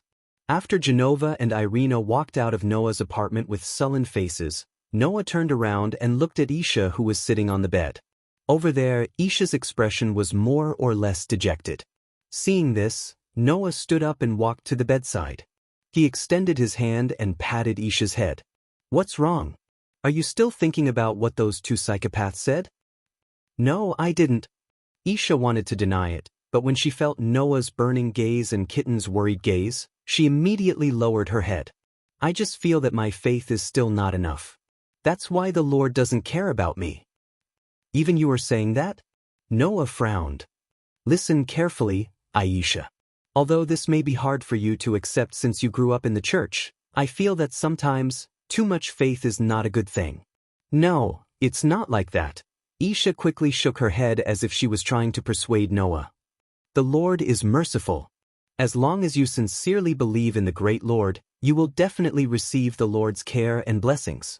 Then why didn't you receive the blessings of the Lord? Noah asked without beating around the bush. Don't tell me that you don't have enough faith. Do you think that I spent all this time with you for nothing? I can tell you clearly that your faith is the most devout among all the believers. Noah curled his lips. If even your level of faith can't receive the blessings of the so-called Lord, then no one in this world can. Then the so-called Lord doesn't need to exist, and there's no need to believe in him. Teacher is right.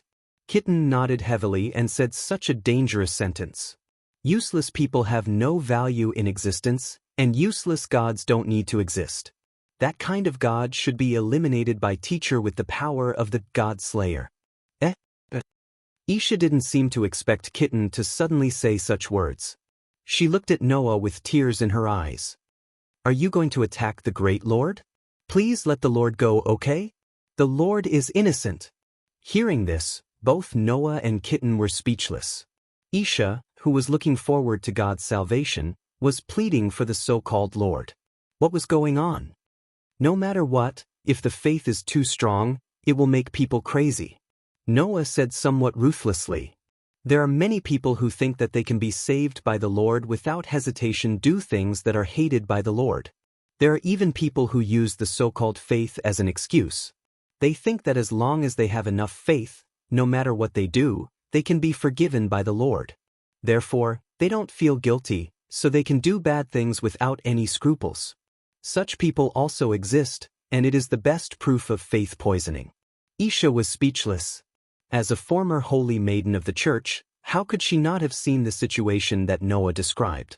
Of course, in general, such people would be condemned by the church as heretics, but could this deny that they didn't have faith in the Lord? Faith is actually similar to beliefs. Some are open and above board, and some are twisted and crazy, but can you say that those are not human beliefs? Noah patted Isha's head again and again. I don't object to you continuing to offer faith to the so-called Lord, but I definitely don't want to see you become a lunatic with faith poisoning. So, Isha, your faith needs to be flexible. You can't blindly pursue it, but it can change as the situation changes. That's true piety. Hearing Noah's words, Isha nodded absent-mindedly and fell into deep thought. Seeing this, Noah rubbed Isha's head lovingly and then looked at Kitten. Kitten, tell Liaz what the two guys from the church said just now. Also, ask Liaz to tell Tsang that there's a fallen angel cadre hiding here. If something goes wrong, Liaz and Tsang don't pay attention, they'll be in danger. The levels of angels and fallen angels were basically ranked according to the number of wings. The more wings, the higher the level of angels and fallen angels, and generally speaking, the higher their strength. For example, if Linari only had one pair of wings, she would undoubtedly be ranked at the lowest level in the entire fallen angel camp. She could only be a low-level fallen angel. At the level of a fallen angel cadre, they would have at least 4 to 5 pairs of wings. Whether it was angels or fallen angels, the current highest existence only had 6 pairs of wings. So, it was imaginable how powerful a fallen angel cadre was. To put it bluntly, no matter how many superior demons like Liaz and Tsang came, it would not be enough to kill them with one hand. It would not be difficult for her to deal with even the most superior demons. After all, she was a fallen angel who survived the battle with gods and demon kings. Her ability was imaginable. So, if they were targeted by a fallen angel cadre without knowing anything, Liaz and Tsang would be in real danger. What about teacher? Kitten looked at Noah, her big watery eyes fixed on Noah's face. Teacher, don't you plan to contact the minister yourself? Noah narrowed his eyes. The people from the two churches said that the holy sword is in the hands of the fallen angel cadre, Korkabor. I'll try to find him. Find him? Kitten was stunned. For someone of Ko-Keber's level, he might be slightly interested in a complete holy sword, but for a few incomplete holy swords, there's no need for that fellow to go out of his way to snatch them from the church. I think that Ko-Keber must have other plans, Noah explained. Plus, of all places, Korkabor came to this town. It's impossible that he didn't have his own considerations. Noah did not mention that it was very likely that Kobold had been attracted by him. Tsang Na once said that an existence like Noah, who had the power to rival the gods and demons, and who also called himself the God Slayer, was too sensitive for the current 3 major forces. All kinds of people with bad intentions would be attracted here, trying to use the God Slayer as a bait to do something. Therefore, Noah felt that it was necessary for him to find Korkabor's whereabouts. Fortunately, Noah already had a way. I'm not allowed to interfere in the battle between the churches and the fallen angels? Recalling Genova and Irina's words, Noah sneered.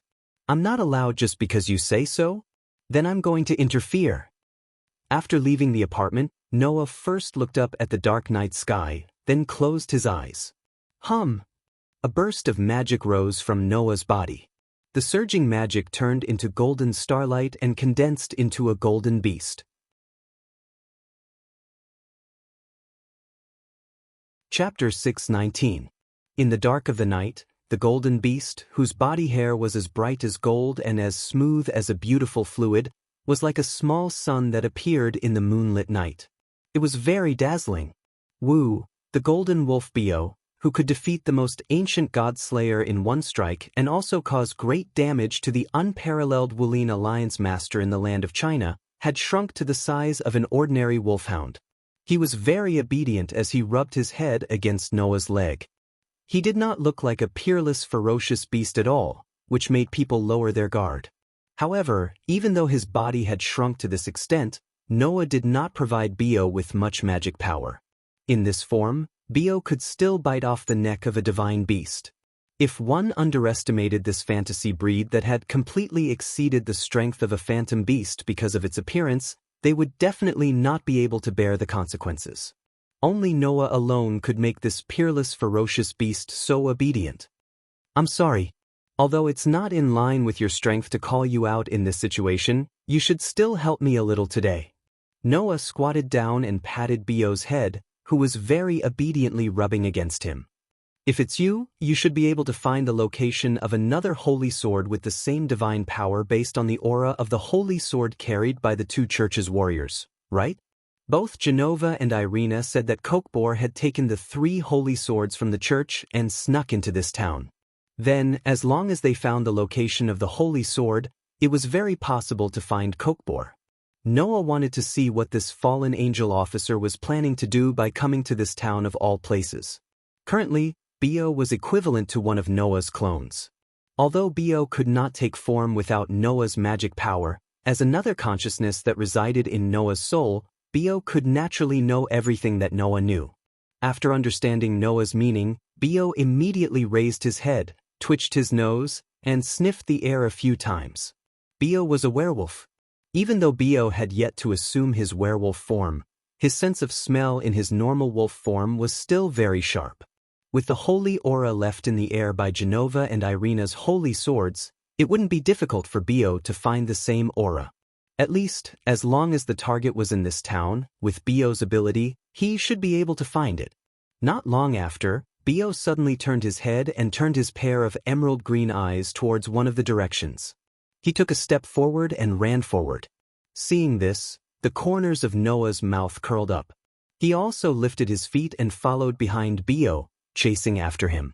In the dark alley, the golden wolf Bio was like a shooting star, leaving behind a trail of golden afterimages in the air as he rushed forward.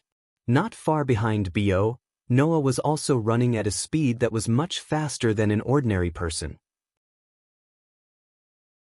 He firmly followed behind Bio, and under Bio's lead, they moved towards the direction of the holy swords. If he was at full power, Noah would need to provide Bio with a shocking amount of magic power. He definitely wouldn't be able to do it so easily. But now, the amount of magic power that Noah provided to Bio was not much. Although it caused Bio's current power to be greatly reduced, it also increased the duration. With Noah's magic power that was much more illegal than the God Slayer, this level of loss could be naturally recovered in minutes. So, under Bio's lead, Noah ran for about half an hour. Then, within the range of his sensing ability, a holy aura finally appeared. Immediately, Noah's eyes lit up and he increased his speed. At this moment, in front of him, a confused and somewhat crazy voice sounded. Why would a golden dog appear in such a place? Hearing this voice, Noah's eyes suddenly froze.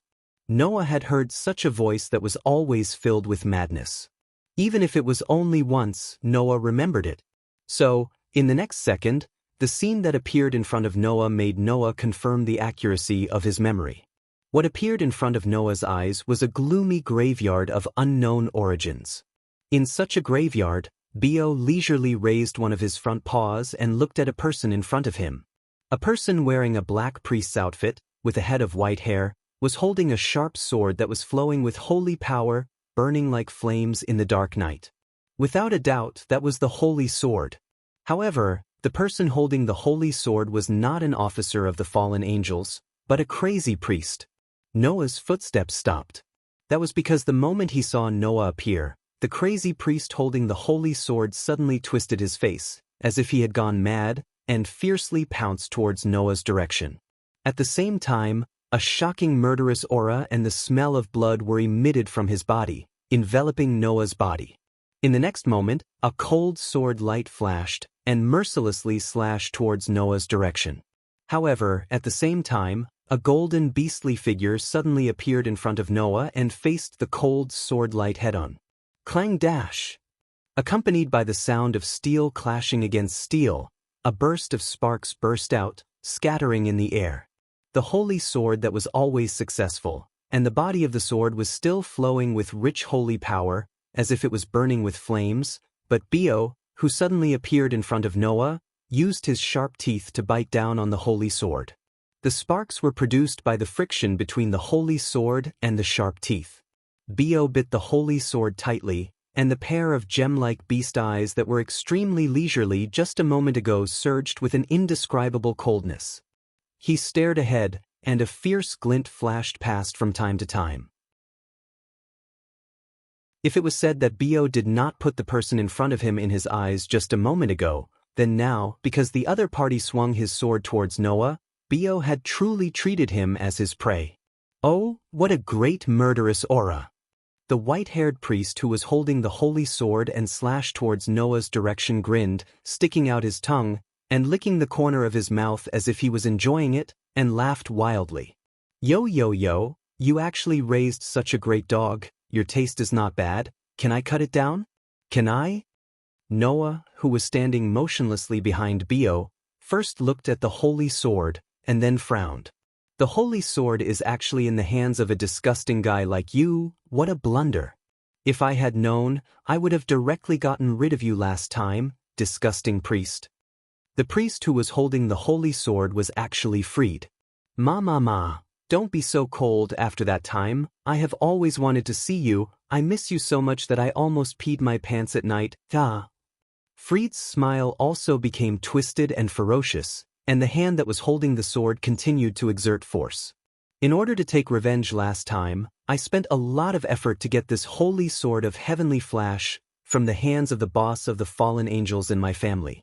Now, our fate has finally arrived, bastard, I will definitely immediately cut you down.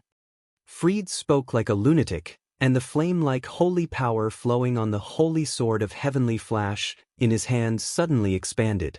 Then Freed disappeared. The 7 holy swords that were split from the king's sword all had different abilities.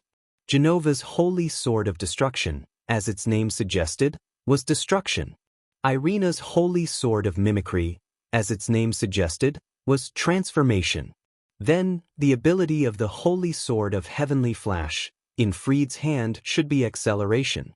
With the support of such an ability, Freed seemed to have turned into a dazzling phantom, flashing through the space and making a big circle, as if he was planning to go behind Noah. In this regard, Noah just loosened his frown and said indifferently, "Take him down, Bio." The murderous light in Bio's eyes suddenly intensified. Roar! As if it directly sounded from the horizon, Bio let out a high-pitched roar that seemed to have traveled from the distant ancient times and hovered in this era. His body suddenly turned into a ray of light, flashed out, and directly swept toward the phantom that was planning to go behind Noah. Bang! The dazzling flowing light heavily collided with the flickering phantom, causing a muffled sound. Roar! The roar resounded through the sky. Poochie! In the next moment, a burst of bloody light suddenly appeared in the space. Ah! Freed's screams echoed and didn't calm down for a long time. Chapter 620. Clang! With a crisp sound of landing, the holy sword that was dancing like a windmill in midair fell to the ground and plunged straight into the concrete. The divine power that was burning like a flame on the sword gradually subsided and converged because of the loss of its wielder. Bio, who had transformed back into his wolf form, also fell from the air. His 4 limbs landed firmly on the ground. His body hair was still dazzling and there were no bloodstains on it. In Bio's mouth, an arm that was dripping blood on the ground was bitten by his sharp teeth. Undoubtedly, it was such a bloody scene. Because of Bio's head held high and chest puffed out in his dazzling body shape, there was an indescribable beauty. On the other hand, the bloody scene on the other side didn't have the slightest sense of beauty. There was only hell-like misery. Ah, it hurts. It hurts. It really hurts to the point that I peed my pants. In the dark red pool of blood, Fred held his shoulder that was missing an arm. His originally twisted face became even more twisted and ferocious, and he kept rolling on the ground. Even if he suffered such a serious injury, this disgusting priest's performance was still as crazy and inhumane as before. Damn it! Damn it!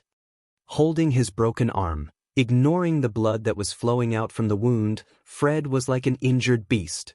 The veins on his forehead bulged, and his face was extremely pale. He screamed at Noah, "I'll chop you to death.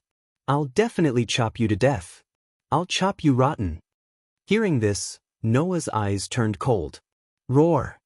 Bio immediately spat out the arm that was dripping blood from his mouth and fiercely pounced in Fred's direction. Bang! One of Bio's front claws was as heavy as steel. When it landed on Fred's chest, it caused a muffled sound. Poochie! Fred directly spat out a mouthful of blood. His body was pressed to the ground by Bio's front claws, but his expression was still crazy. Damn dog! Even you dare to bully this uncle? This person was completely hopeless. It was said that a crazy person was also a terrifying person, and this sentence was indeed displayed by Fred. Because this lunatic would not hesitate to risk his life, including his own life. Therefore, even under such circumstances, Fred still dared to curse at Noah and Bio, but his face was getting paler and paler. There was too much blood. Even a lunatic would not be able to maintain a perfect state under such circumstances. At this time, Noah walked forward and arrived in front of the holy sword. He reached out his hand and placed it on the hilt, pulling the holy sword of heavenly flash out of the ground. No matter which holy sword it was not something that could be used by just anyone. The holy sword was the most effective weapon against demons and magical creatures. It was also the ultimate weapon of the angel faction and its subordinate churches. Those who could use the holy sword, generally, even if they were ordinary humans, would have the strength to rival superior demons. The holy sword of heavenly flash in front of me was only a part of the king's sword, so the person who was able to pick it up wouldn't be able to directly fight against a high-level demon. However, it wasn't something that a normal mid-level demon could compare to. And to use such a holy weapon, one must be able to adapt to the holy sword. Obviously, Noah's physique and strength were against the rules. Therefore, Noah was surprised to find that he could actually use the holy sword of heavenly flash in front of him. The holy flame once again burned from the holy sword, covering the body of the holy sword of heavenly flash. Seeing this scene, Fred, who was tormented by the excruciating pain, almost popped his eyes out of their sockets. Are you serious? Fred's shock made the surprise in Noah's heart gradually dissipate. Holding the burning holy sword, he walked in front of Fred, who was pressed to the ground by Bio, and looked down at him, who was dripping with blood. You got the holy sword from Ko-Keber, right? The holy sword was snatched from the church by Ko-Keber, and Fred was a lost exorcist who had defected to the fallen angel. In addition to what Fred had just said, Noah could almost conclude that Fred was working under Ko-Keber and had even obtained one of the holy swords from Ko-Keber. Oh, you want to find my boss? Fred smiled with a pale face. After a while, he stuck out his tongue at Noah. I'm not telling you.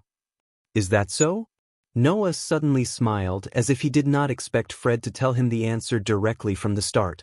In the next second, the holy sword that was burning with holy flames slashed through the air and cut through Fred's other arm. Poochie! Along with the sound of his body being cut off, Fred's other arm flew into the air. Fred let out a heart-wrenching scream. Both of his arms were separated from his body, and the blood flowing from the wound had completely dyed the ground under him red. Facing this miserable scene, Noah's expression was still calm.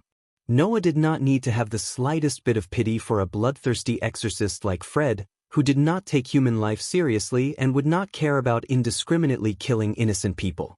Because this madman deserved to die. I'll ask again. Noah pointed the holy sword in his hand at Fred. Where is Ko-Keber? Ha, ha.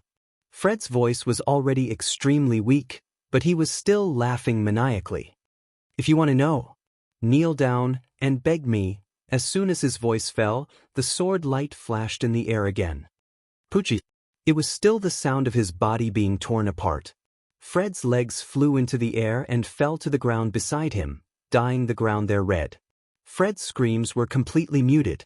Only half of his body was left lying in a pool of blood. His eyes rolled up, and blood flowed from the corners of his mouth. This person was no different from a dead person. I didn't expect you to tell me Kokeber's whereabouts directly. Noah glanced at the dying Fred on the ground, who was no different from a corpse. There are 2 other holy swords in Kokeber's hands. As long as I have the holy swords, I can find him.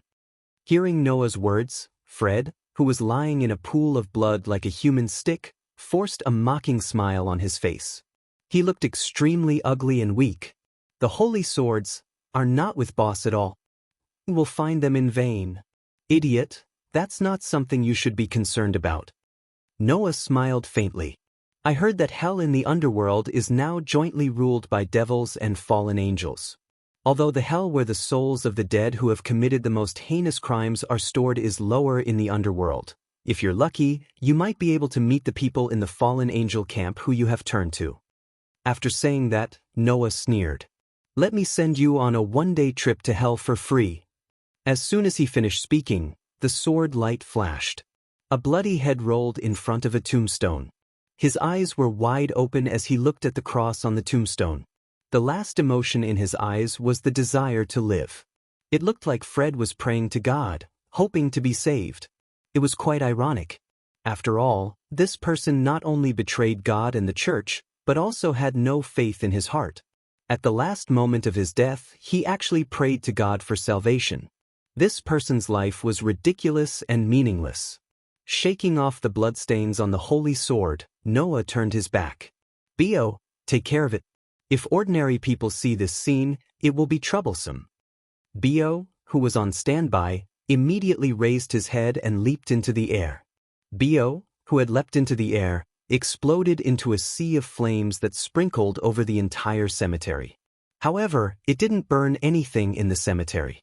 Instead, it only burned away Fred's broken limbs and horrifying bloodstains on the ground, leaving no trace behind. Walking out of the cemetery, Noah stared at the holy sword in front of him and sighed. Looks like there's no way to find Kokbor by finding the holy sword. Although it was like this, it was still a gain to be able to get rid of a disgusting priest tonight. Immediately, Noah left the cemetery and walked in the direction of the apartment.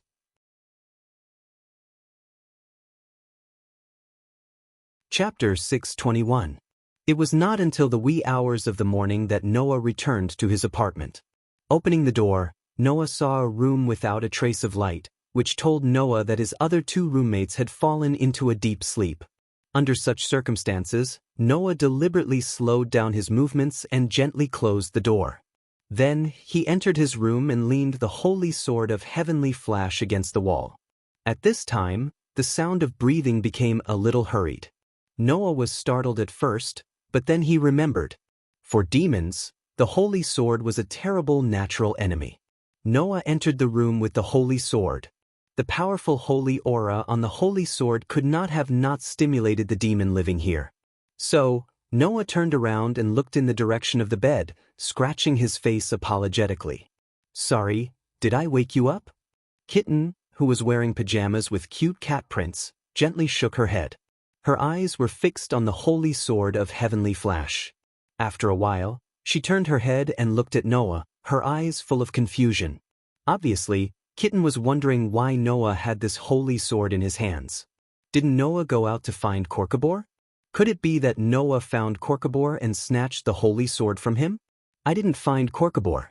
I only found a guy who worked under Korkabor. Noah seemed to have seen through Kitten's thoughts and briefly explained the situation. I got the holy sword from that guy. Kitten nodded her head in relief, but her gaze still frequently shifted in the direction of the holy sword. What an annoying feeling. Well, no matter what, it's still a holy sword. Although it's useless to me, there's no reason to lose it and bring it back just like that. Noah came to the bedside and sat on the edge of the bed. He lowered his head and looked at Isha, who was sleeping soundly with a smile on her face. He could not help but smile as well. Looks like Aisha's mood has improved a lot. The kitten nodded gently and spat out these words succinctly. Those 2 people from the church said some terrible things to Senior Aisha. I know. Noah reached out and stroked Aisha's hair lovingly. Everyone has 1 or 2 unbearable pasts. Aisha's is just a little thicker. This sentence Noah said completely from the heart. Upon hearing Noah's words, Kitten's pair of beautiful eyes that sparkled like a real cat in the dark night flashed with complicated emotions. Does teacher also have an unbearable past? Hearing this, Noah immediately recalled the time when he was just adopted by Makarov. At that time, Noah did not know where he came from, nor did he know what kind of existence he was. He did not even understand the language, nor did he have any memories. He was completely at a loss and blank. For Noah, who had a mature consciousness, that was hell. It was as if he was in a nightmare and could not wake up no matter how hard he tried. It was very uncomfortable. At that time, Noah only had endless confusion and emptiness. Later, after learning the language and becoming Makarov's adopted grandson, Noah, like Lax's, was looked at with prejudice by the people around him.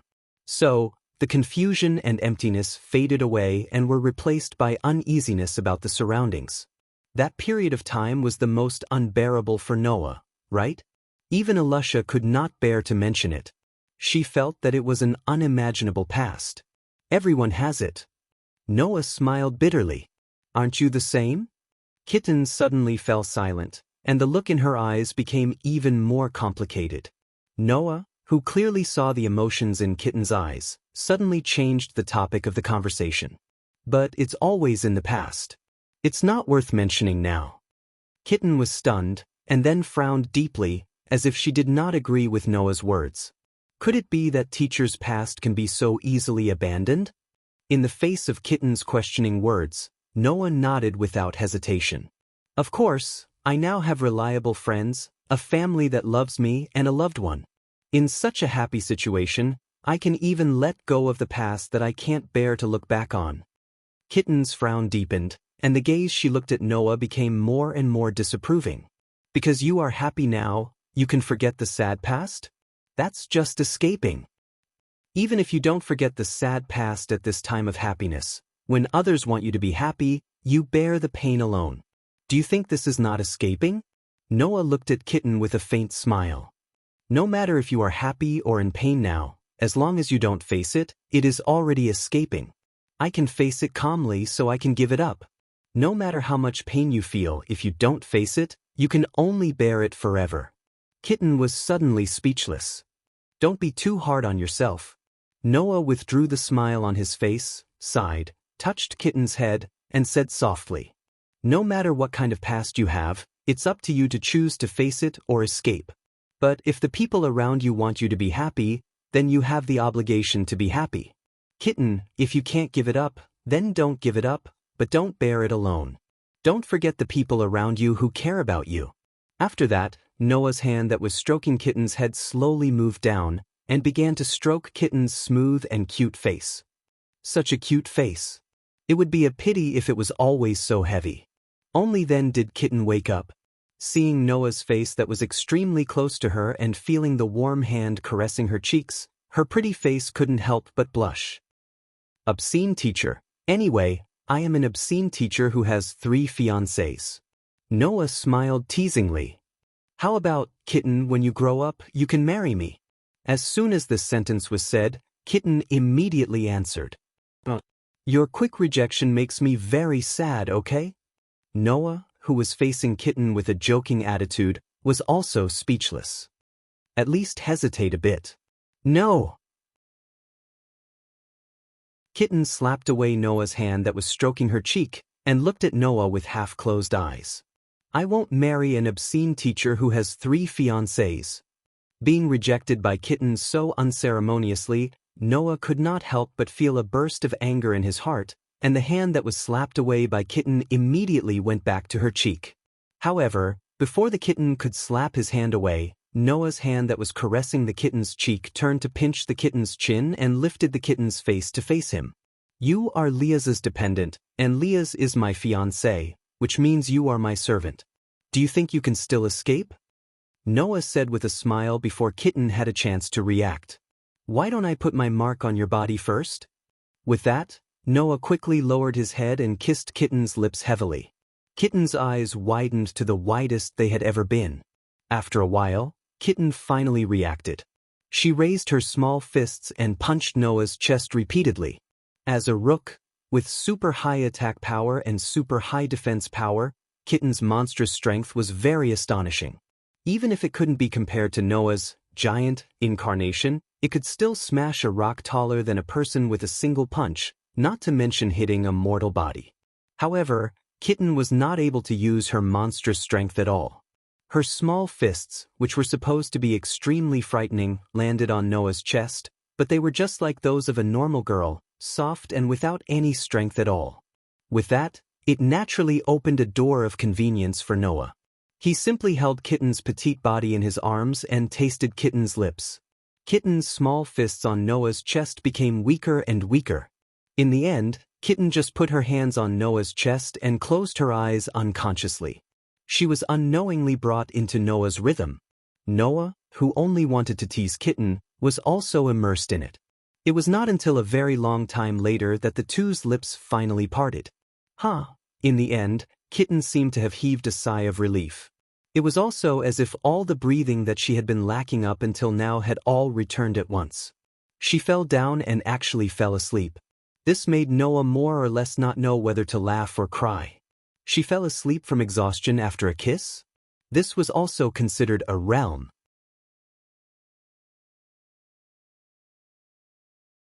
Chapter 622. Just like that, the night passed. The next day, Noah woke up surrounded by a faint fragrance. As soon as he woke up, Noah clearly felt the faint fragrance that kept drilling into the tip of his nose, making the last trace of confusion in Noah's head disappear completely. He quickly lowered his head and looked at his surroundings. Then, Noah found that he was sleeping on his own bed after a long time. On Noah's left, Aisha tightly hugged Noah's neck with a reassuring smile on her face. On Noah's right, the kitten was like a cute kitten that had completely shrunk into Noah's arms. She subconsciously rubbed against Noah's chest while sleep-talking. Obscene teacher. Hearing the kitten slandering him in her dreams, Noah smiled bitterly, but his eyes involuntarily followed the memory of last night and moved to the kitten's soft lips in her sleep. Last night, Noah just wanted to tease the kitten that hit the nail on the head, so he took away the kitten's kiss. For Noah, the act of kissing, in fact, could only be regarded as an act of intimacy. After all, in addition to his two delicious fiancées, Mira and Lisanna, Noah had kissed a lot of girls. In the world of Night of the Sorcerer, Noah kissed Aoko and Yuju. In the world of Godslayer, Noah also kissed Alice, Erica, Liliana, and even the god of disobedience, Athena. In addition, in the world of the Black Bullet, he also had some delightful accidents with Mugung. In the world of absolute dual blades, he even slept with Lilith and Julie. Under various accidents, he also had some delightful accidents with Ivan, so Noah's resistance to women was no longer as low as before. Of course, the disadvantage of this was that Noah was also accustomed to overly intimate behavior. Therefore, Noah did not hesitate to snatch Kitten's lips away. Later on, whether it was Noah or Kitten, they completely abandoned all unnecessary emotions and became intoxicated in it. Even Noah himself didn't know how long that kiss lasted. Noah only knew that from the initial resistance to the adaptation, Kitten gradually transitioned from the initial inexperience to the proficiency. By the time their lips parted, the kitten was so tired that she lay down and fell asleep. Because he was tightly entangled with the kitten, Noah also lay down and fell asleep in a daze. In the end, when he woke up, he naturally became like this. Isha probably thought that Noah was a kitten or a pillow. That was why she kept pestering him.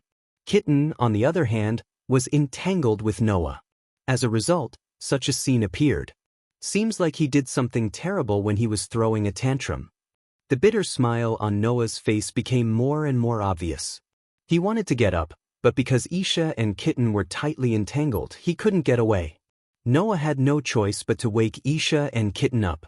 Isha, Kitten, get up, it's dawn. Oh, under Noah's shaking, Isha and the kitten subconsciously let out a moan. Then, they blinked their lovely eyelids at the same time and opened their dazed eyes. Naturally, in such a close situation, the first thing that Isha and Kitten saw when they opened their eyes was Noah's face. At that moment, Isha and Kitten both crashed at the same time. Isha continued to blink her eyes, seeming to be confused from sleep. After a while, she raised a lovely smile and rubbed her eyelids. "Good morning, Teacher Noah." Compared to Isha, Kitten's performance was much more intense. After waking up and seeing Noah's face, Kitten's memory of last night all suddenly came back. Her pretty face quickly blushed and she bit her lips. "You dirty teacher." After saying that, Kitten didn't hesitate to swing her delicate iron fist and mercilessly punch towards Noah's face. With this attack, Kitten finally found her monstrous strength. With a heavy force that made a slight wind sound, she swung her fist heavily towards Noah's face. Although Noah was a god slayer, the special characteristics of a god slayer were all in the body, curse power, and instinct. In terms of the body, it only made the bones harder, but it didn't increase the strength by much. Therefore, if Noah didn't use his authority and took the punch of Kitten's monstrous strength with his body, he wouldn't die, but he would definitely lie on the ground and couldn't get up for a long time. Noah could only quickly turn his head. Whoosh! The heavy force of the delicate iron fist brushed past Noah's cheek and swung behind him. The sharp oppressive wind even pierced Noah's cheeks and ears, making Noah's heart tremble. "Kitten, are you trying to kill me?" Kitten fiercely stared at Noah. "Eliminate the female public enemy." "How am I the female public enemy?" Noah said speechlessly. "I'm just a—" Before Noah could finish his sentence, he was covered by Kitten, who still had a slight blush on her face. "Don't say it." Isha finally woke up from Noah and Kitten's banter. She found herself wrapped around Noah's body like an octopus. Her cute face blushed and she quickly let go. She hugged the pillow and buried her face with a shy expression. "If you want to sleep with us, you can tell us. What? Why did you come up here by yourself?" "I'm not mentally prepared yet." "Senior Isha, you can't compromise so easily." Kitten nimbly climbed up from Noah's body. Her big watery eyes stared at Noah motionlessly as if she wanted to use her gaze to poke a hole in Noah's body. "This person is a big pervert, you can't be careless." Isha was shocked and then looked at Noah with tears in her eyes. "Is teacher a big pervert?" Noah wanted to refute, but when he remembered that he was indeed lying on the bed by himself, he couldn't find the words to refute. He could only cover his face. "Okay, it's all my fault. I'm guilty, I'll leave, okay?" "No, teacher didn't do anything wrong, he just didn't tell us in advance." Isha smiled shyly. "Next time, let's all sleep together." Upon hearing this, Noah looked at Aisha in a daze and asked out of reflex, Can we?" "Of course." Isha nodded heavily, then looked at Kitten. "Kitten thinks so too, right?" However, Kitten didn't give Isha any face at all and shook her head without hesitation. "Of course not." Isha lowered her head as if she was suddenly hit by a blow. How could this be?" Seeing this, Noah found it funny. He got up and patted Isha and Kitten's heads. "Okay, it's time to get up, everyone get ready for school." "Yes." Isha responded energetically. Even Kitten nodded gently. Together with Noah and Isha, they began to wash up. Since they woke up early, there weren't many people on Academy Avenue when Noah, Isha, and Kitten arrived at Komodo Academy together. It was a rare quiet morning for Noah and the others. However, to Noah's surprise, Liaz and Jurai Himejima were waiting for them at the school gates. Aisha was the first to notice Liaz and Jurai Himeshima. "It's Sister Liaz and Sister Jurai." "Sisters? Since when did you have two demons as your sisters?" Noah wanted to ask, but was interrupted by Liaz and Jurai Himeshima, who came up to them. "Good morning." Jurai Himejima, who smelled like Yamato Nadajima, greeted them politely. "Sensei Noah, Aisha, and Kita-chan. You're early today." "Good morning." Noah, Aisha, and Kitten greeted them as well. After everyone was done with their small talk, Leah cut to the chase. "Kitten has told me the details." Liaz turned her eyes to Noah. "What do you plan to do?" All the girls, including Isha and Kitten, turned to Noah at once, as if wanting to hear Noah's opinion. Noah had become the leader of the group.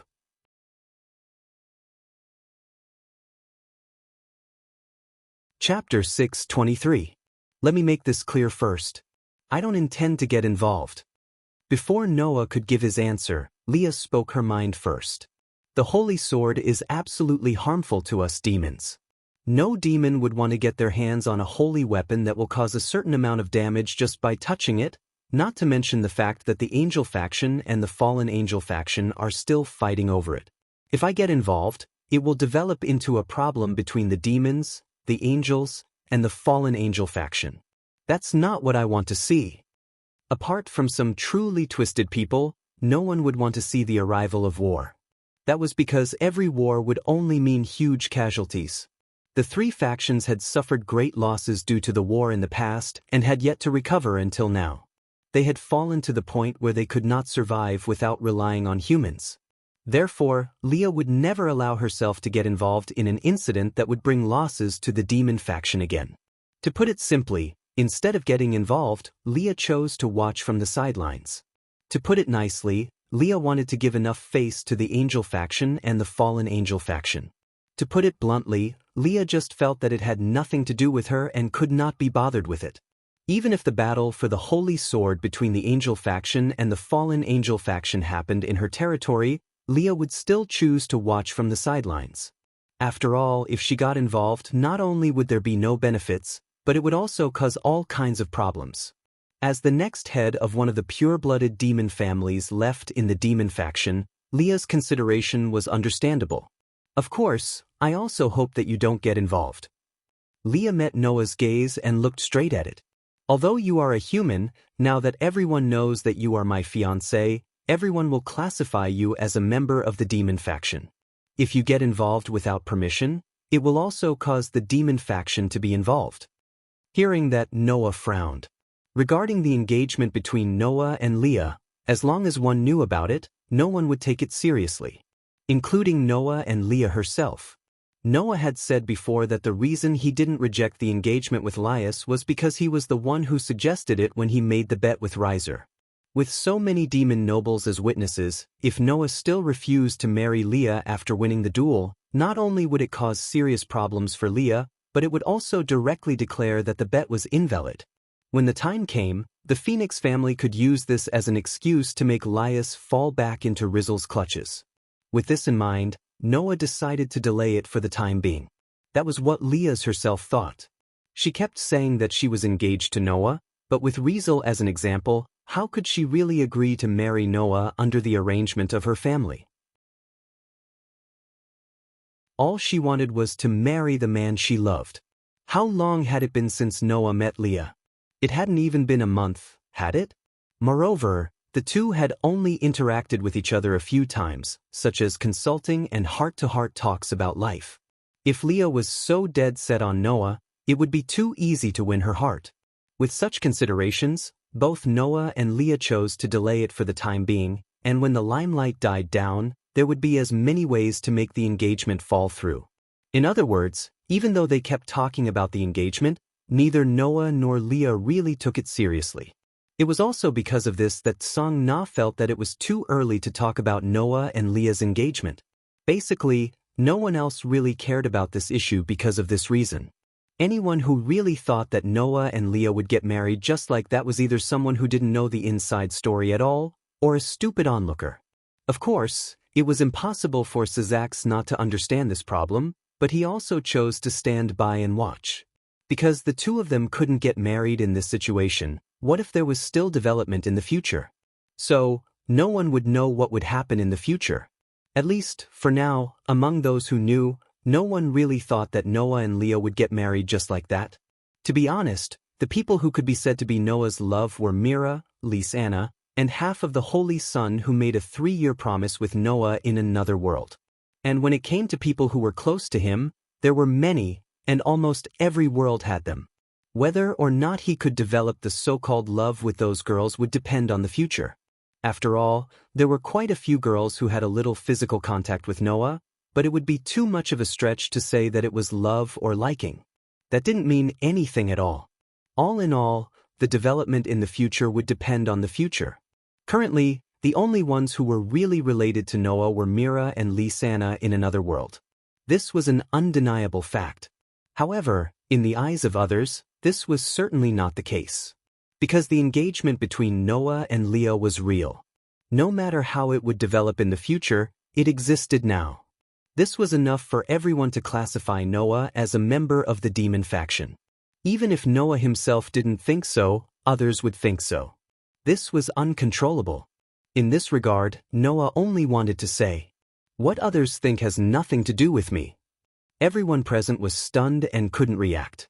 I'll decide if I want to get involved or not. I won't be restrained by some messy things, Noah said without turning back as he walked past Leah's and continued to walk forward. Besides, if the demon faction gets involved because of my problem, then with the way those so-called higher-ups do things, they will definitely let the Gimli family immediately cancel the engagement between you and me and kick me out. That would be a good thing for us, wouldn't it? Noah had long been used to similar methods. This was the way the so-called high-ranking officials did things. That was why Noah did not have the slightest doubt that if something happened to the demon camp because of him, the demon camp would definitely cancel the engagement between Noah and Laius and cast him off cleanly. There was no need to worry about this at all. Leah, who came to her senses, quickly led the girls to catch up with Noah. In other words, do you plan to intervene? Let's talk about this question after we figure out why Kobold chose to sneak into this town.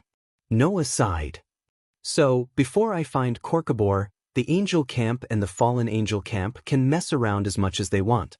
Well, although I already have a holy sword in my hands, those people will still find me sooner or later. In response, Riaz seemed to have something else to say. But after opening her mouth and hesitating for a moment, that was all that came out of her mouth. Then, I hope you don't let Yudu know about this, especially the holy sword. It's best if he doesn't see it. Noah suddenly asked in confusion. But that child has suffered a lot because of the holy sword. If he knows that the holy sword is in this town, I really don't know what he will do. Leah shook her head. Anyway, I plan to let you to stay by Huda Issei's side to protect him. No matter what, I won't let him get involved in the holy sword incident. Is that so? Noah nodded. I understand. I'll be careful. At this moment, the ground suddenly began to shake slightly for no reason, and it became more and more violent. In the end, the entire ground shook as if there was an earthquake. Leah, Tunai, Kitten, Aisha, and the girls were all shocked. What's going on? An earthquake? Around them, the students of Komodo Academy who were also walking on Academy Avenue also panicked, and it was a mess. Noah, on the other hand, suddenly turned his head and looked in one direction after a flash of light in his eyes. In the next second, one of the rooms in the corner of the building that Noah was looking at seemed to have exploded, setting off a burst of fire that blew away the windows and walls. The students all cried out in shock. As for Leah, her expression had changed drastically. Even Noah's eyes suddenly focused. That was because that direction was where the student council was located. Everyone's hearts were in their mouths at once.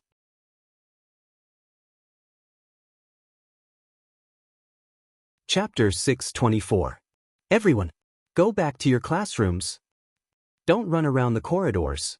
Don't panic. Go back to your classrooms. In the school building of Chariot King Academy, a group of teachers seemed to have received instructions from someone.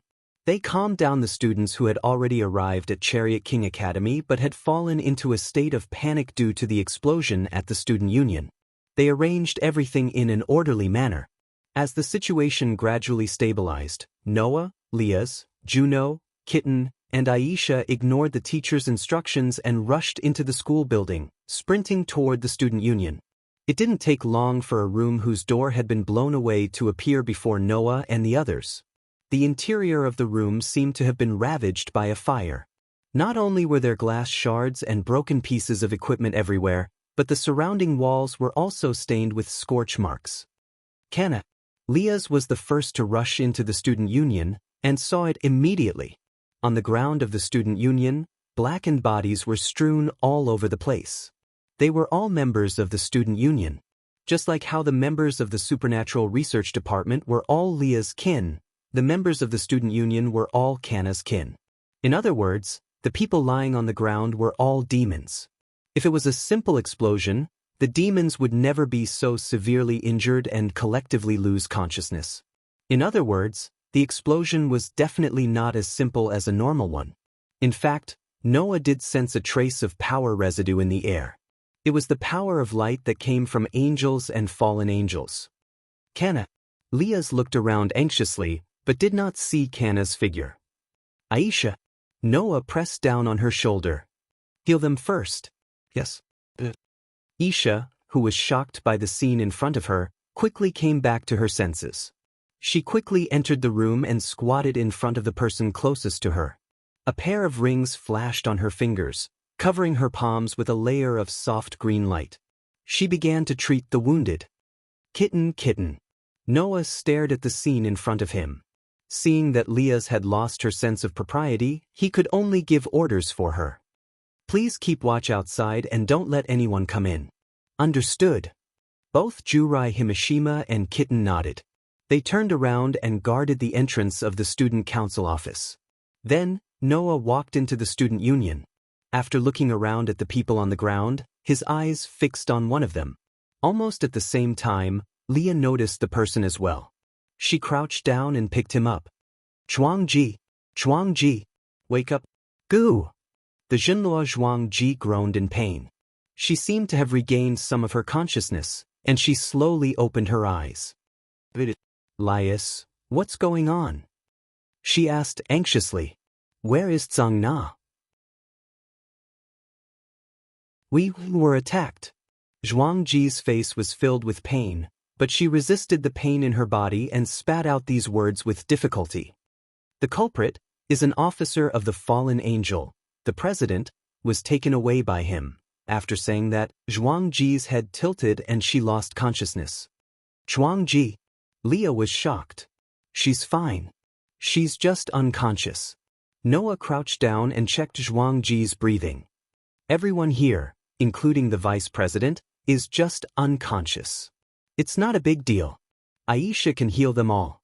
It was only then that she breathed a sigh of relief and gritted her teeth. The fallen angel. It seems that unlike the people from the church, the fallen angel wants to drag the demons into this dispute. Noah stood up and smiled sarcastically. Attacking the family of the next head of the seedy family and even taking the next head of the seedy family away. Leah's, if this matter were to spread to the demons, I don't think this matter will be settled peacefully, right? What is the fallen angel thinking? Leah's expression became uncertain. Not only did they attack the church, but they also took away the holy sword and Zhang Na. Do they really want to start a war between the three forces again? Judging from what they're doing now, they really want to start a war between the three forces. Noah came to the side of the wall and looked up. Look, didn't they openly reveal their location? Leah was stunned. Then she finally found it. On one of the walls of the student union office, there was a line of words written in blood. I've taken away Zhang Sidi. If you want him, come to the abandoned church in the outskirts. There was no doubt that this was an invitation letter. It could also be said that it was a letter of challenge. From the start, the other party had never thought of covering up his actions. Leah trembled as she looked at the line of words on the wall. Her delicate face became extremely terrifying. Even her body was surging with red magic power. Korkabor. There was no need to think about who left this line of words. Zhang Na was a superior demon. However, when Zhang Na brought his kin, not only were they all wiped out, but their superior demon was also taken away by the other party. To be able to do this, other than people at the level of the fallen angel cadres, who else could it be? After all, Noah and his party were not far from Chariot King Academy. Under such circumstances, if they were to attack a team of superior demons, Noah would discover the commotion as long as they were entangled for a while. In the end, even Noah only noticed it after the other party's attack was successful. It was conceivable that the other party must have wiped out Sidi's kin in an extremely short period of time before taking Zhang Na away. Therefore, it went without saying that the person who did this could only be Kokbor. What do we do now? Noah glanced at Leah. The other party is obviously looking for trouble with the angel and demon factions in this town. They took the holy sword and Sangna away. Conflict is unavoidable. I know. Leah's voice was terrifyingly low. Since things have developed to this point, we can only save Song. So, we are falling into the other party's trap. Noah shrugged and turned to look at Aisha. Aisha, you stay here and treat the people from the student council. Yes, Aisha nodded heavily. She then focused on the treatment. Then Noah turned around. I'll leave this to Aisha. Let's go meet Korkabor. Leah nodded silently. The sky outside the window began to darken, shrouded by a layer of gray clouds. It was as if the calm before the storm. There was an abandoned church on the outskirts of the town. The surroundings of the church were densely packed with trees. Because of the terrain, almost no one in the town would come here to pray. Over time, the church closed down. It could be said that fallen angels would often set their sights on this type of defunct church. As angels in the past, many of them held grudges against the gods they served in the past after they fell. Therefore, seeing a church under the management of a god go bankrupt was undoubtedly what the fallen angels liked the most. It was not strange for them to choose this place as their shelter. After leaving Aisha at Kuma Academy, Noah, Lias, Junai Himejima, and Kitten arrived at the academy. As soon as they saw the abandoned church in the middle of the forest, two figures appeared in front of Noah and the others. In an instant, the two groups of people looked at each other with a stunned expression. Ryaz and Jurai Himeshima looked at each other in dismay. Maids? Yes. Two maids appeared in front of Noah and the others. To be more precise, they were two sword saints of the church dressed in maid uniforms. They were Genova and Irina. Noah and the kitten looked at each other when they saw the weird looks on Leah's and Jurai Himeshima's faces. They both saw a smile in each other's eyes. Genova and Irina, on the other hand, glared at Noah with a face full of humiliation. Genova and Irina had seen Leah's and Jurai Himeshima's reactions many times over the course of the day. Naturally, Genova and Irina wanted to cut Noah into pieces for putting them in such a situation. However, both of them admitted that they were no match for Noah. Thus, they could only display such a humiliating performance. Seeing this, Noah wanted to say, "You deserve it. You deserve it."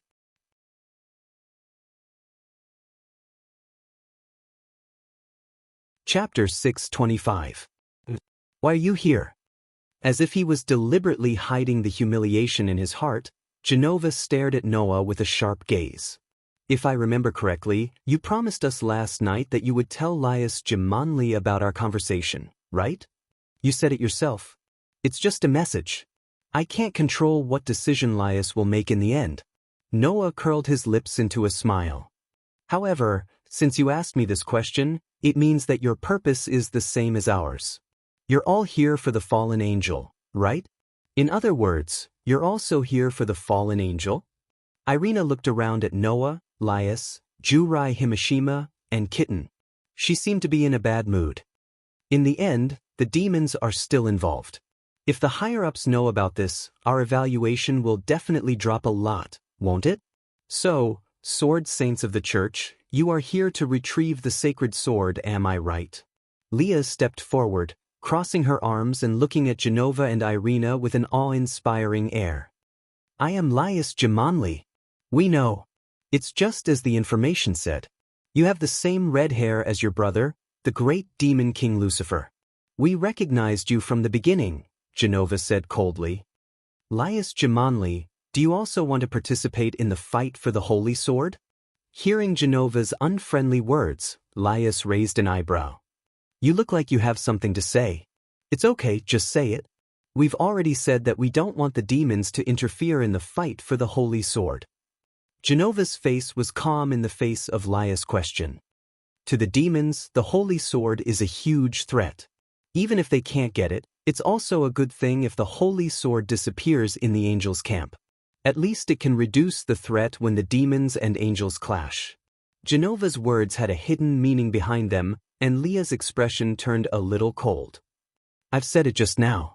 If you have something to say, just say it. There's no need to be so secretive. All right, then we'll get straight to the point, Genova said bluntly. The higher-ups of the church, including me, all feel that in order to remove the holy sword from the angel camp, you might be colluding with the fallen angels. So, if you want to participate in our matters, then even if you are the sister of the demon king, we will destroy you. Those words infuriated Leah's right away. Noah, on the other hand, was not surprised by this at all. There was no telling if this Genova was really stupid or just too arrogant. He was always so boastful and self-centered when he was talking to Isha or Elias.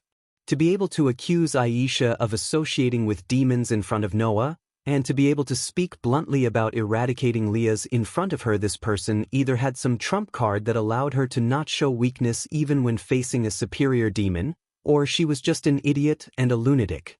Intuition told Noah that it should be the former. Other than the holy sword of destruction, Genova must have other trump cards that allowed him to declare that he would destroy a superior demon like Laius.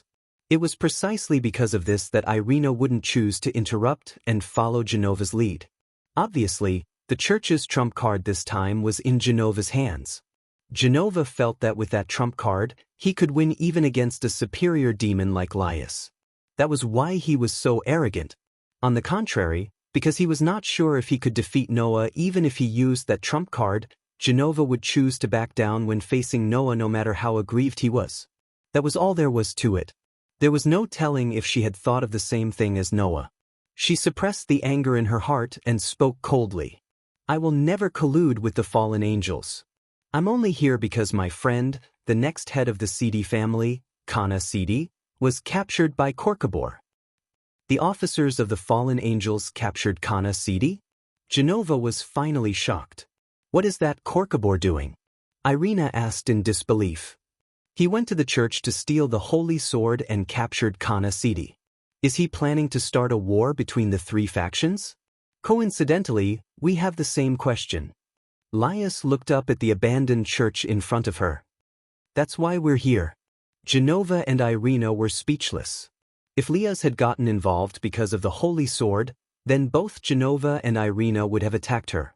However, if she was here to save the next head of the Sidi family, then the problem was different.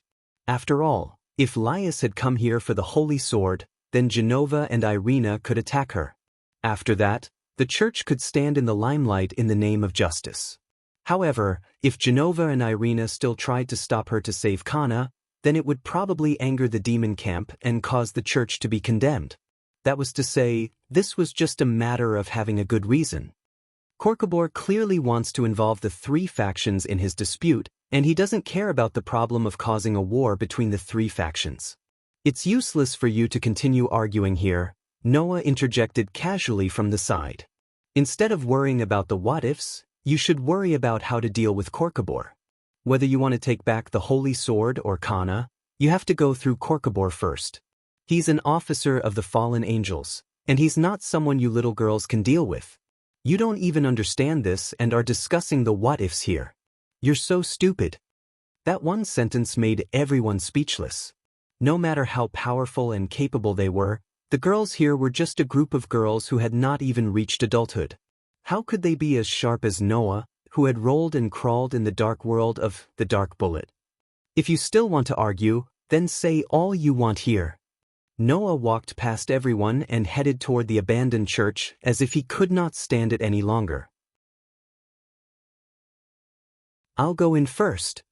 After saying that, Noah did not even wait for the others to reply.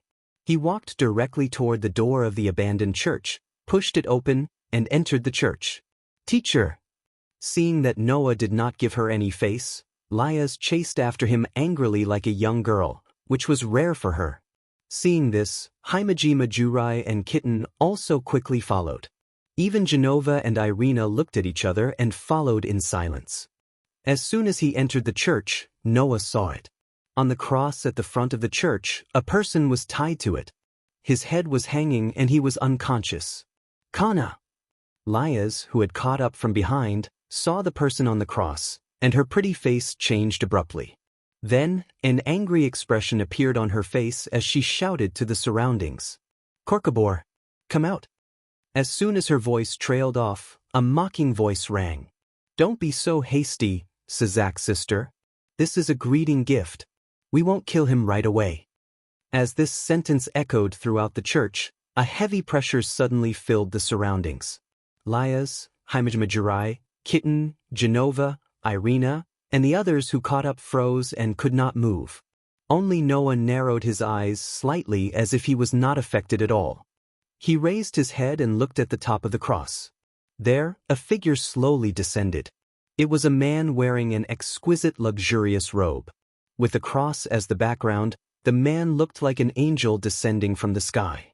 With wings on his back, he landed lightly and appeared in front of everyone. Of course, that was not a real angel, because a real angel would not have such pitch-black wings. Seeing the wings on the man's back, everyone except Noah had a serious expression. On the man's back, there were 5 pairs of 10 wings. The level of an angel and a fallen angel was determined by the number of wings. Whether it was an angel or a fallen angel, currently, the highest level was 6 pairs of 12 wings. In other words, the man was only 1 step away from the highest level, which was 6 pairs of 12 wings.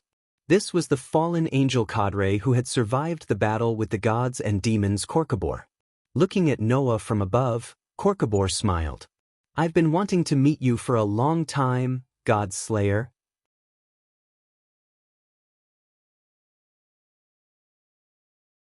Chapter 6:26. I've wanted to see you for a long time, God Slayer. Although he said this, Korkabor's condescending gaze at Noah was full of ridicule and mockery. Even if he used his knees to think, Noah knew why Korkabor was behaving this way. A mere human actually claims to have killed a god. When Asashel told me this, I almost burst out laughing. Without Noah saying it himself, Korkabor unscrupulously explained why he looked at Noah with such a gaze. If gods and demon kings were so easy to kill, I wouldn't have had to struggle so hard to survive during the Great War between the 3 forces. Kid, once you've seen the power of gods and demon kings, you'll never be able to say such things. Korkabor sneered. However, your stupid words made me happy for a while, so you can continue to call yourself a God Slayer. There should be many people like me who find it quite funny. It's the best way to pass the time in these boring days without war. Listening to Korkabor's mocking words, Noah only glanced at him, and his shoulders immediately relaxed. I see. Is this the ability of a fallen angel cadre? Oh. Korkabor raised his eyebrows. What? Do you still want to regain your face in front of me? No, I'm just a little emotional. I thought too highly of you before. Noah curled his lips. You know what? After Sazax saw me, he no longer suspected that I was a God Slayer. Sazax? Korkabor was slightly startled. Isn't there a very good saying? A strong person can clearly know the strength of an existence that is also a strong person and an existence that is stronger than him. Noah raised his eyes slightly and looked at Korkabor. You can't even tell what kind of strength your opponent has. No wonder you can only struggle at death's door under the hands of gods and demon kings. A ferocious glint flashed across Kokeber's eyes, and the smile on his face turned slightly savage. Not bad. You have a sharp tongue. I'll tear that mouth of yours apart and bring your head to Sazax. I'll tell him how bad his taste is. Kokeber. Lias could not help but step forward and stare at Kokeber. Do you really want to start a war between the 3 forces? What? You've already seen through it, haven't you? Kokebor spread his hands and feigned helplessness. Originally, I thought that if I snatched the holy sword, that guy Michael would not be able to hold back and bring his troops to kill me. In the end, he only sent 2 unknown holy sword emissaries to their deaths. I had no choice but to snatch this little girl. With that, Kokeber floated to Kanna's side, who was tied to the cross.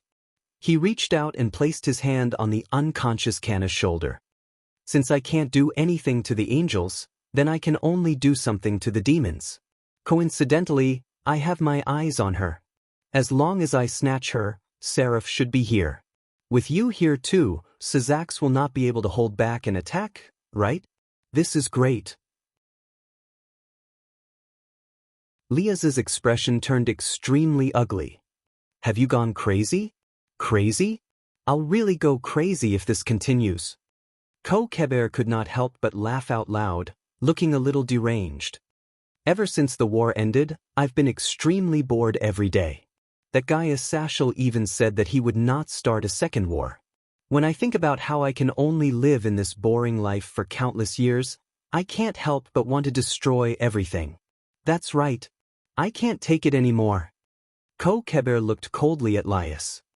Since everyone doesn't want to fight anymore, then even if I'm the only one left, I'll wage war against the angels and demons. I'll kill the 4 great demon kings and then kill Michael. No one can stop me. Everyone couldn't help but shudder when they heard Ko-Keber's crazy speech. I see. Is that why you invaded this town? Noah was the only one who wasn't affected at all as he spoke calmly. Because Laius and Canna are in this town. As long as we capture them, or even kill them, we'll incur the wrath of the demon camp, right? Laius' brother was one of the 4 great demon kings, Lucifer. Compared to Laius, Canna's background was just as strong. As for why, Canna's sister was also one of the 4 great demon kings.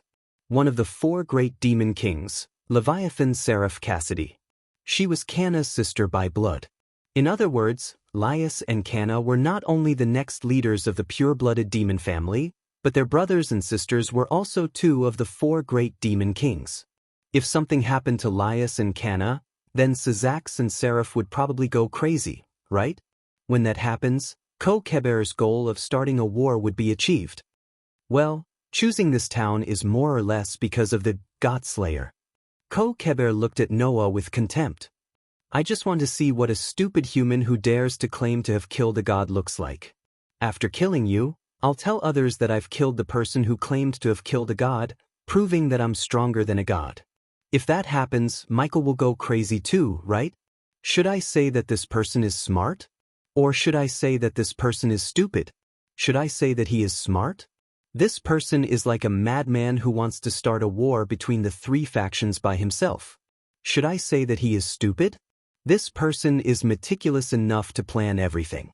First, he used the holy sword to involve the church in his dispute, then he kidnapped Canna and got the demons involved.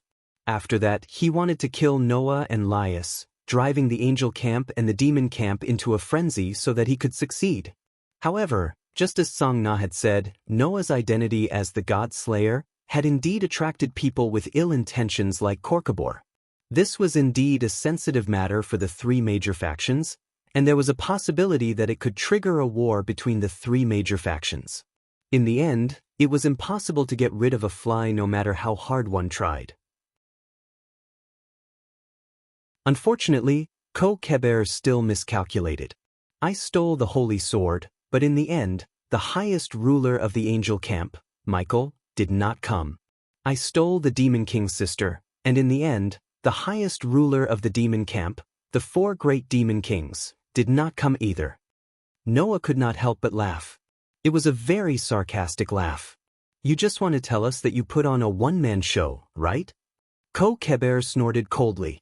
As long as I kill you here, kill Syzax and Seraphil's sister, and kill everyone from the angel camp and the demon camp, the 3-way war between the demons, angels, and fallen angels will break out sooner or later. I've waited for so long, and I don't mind waiting a little longer. With that, Ko-Keber turned around and looked at Canna, who was tied to the cross. The corner of his mouth curled into a ruthless arc. I thought that by capturing this woman, Seraph would be lured over, but if neither Michael nor Seraph comes, then she's useless. Hearing that, Laius had a very bad premonition in her heart.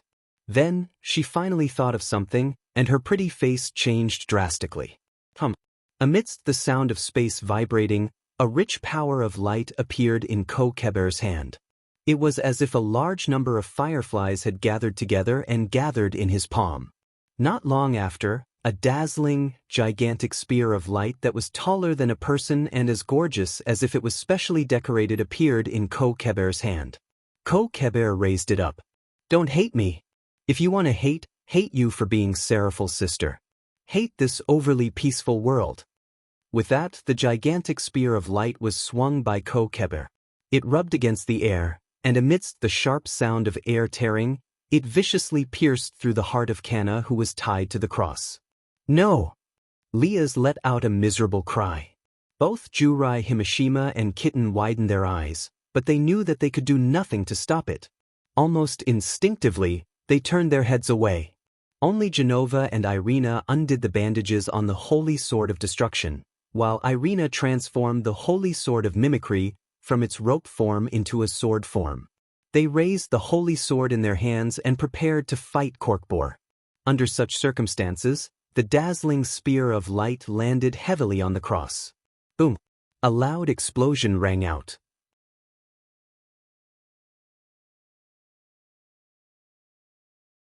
Chapter 627. Bam!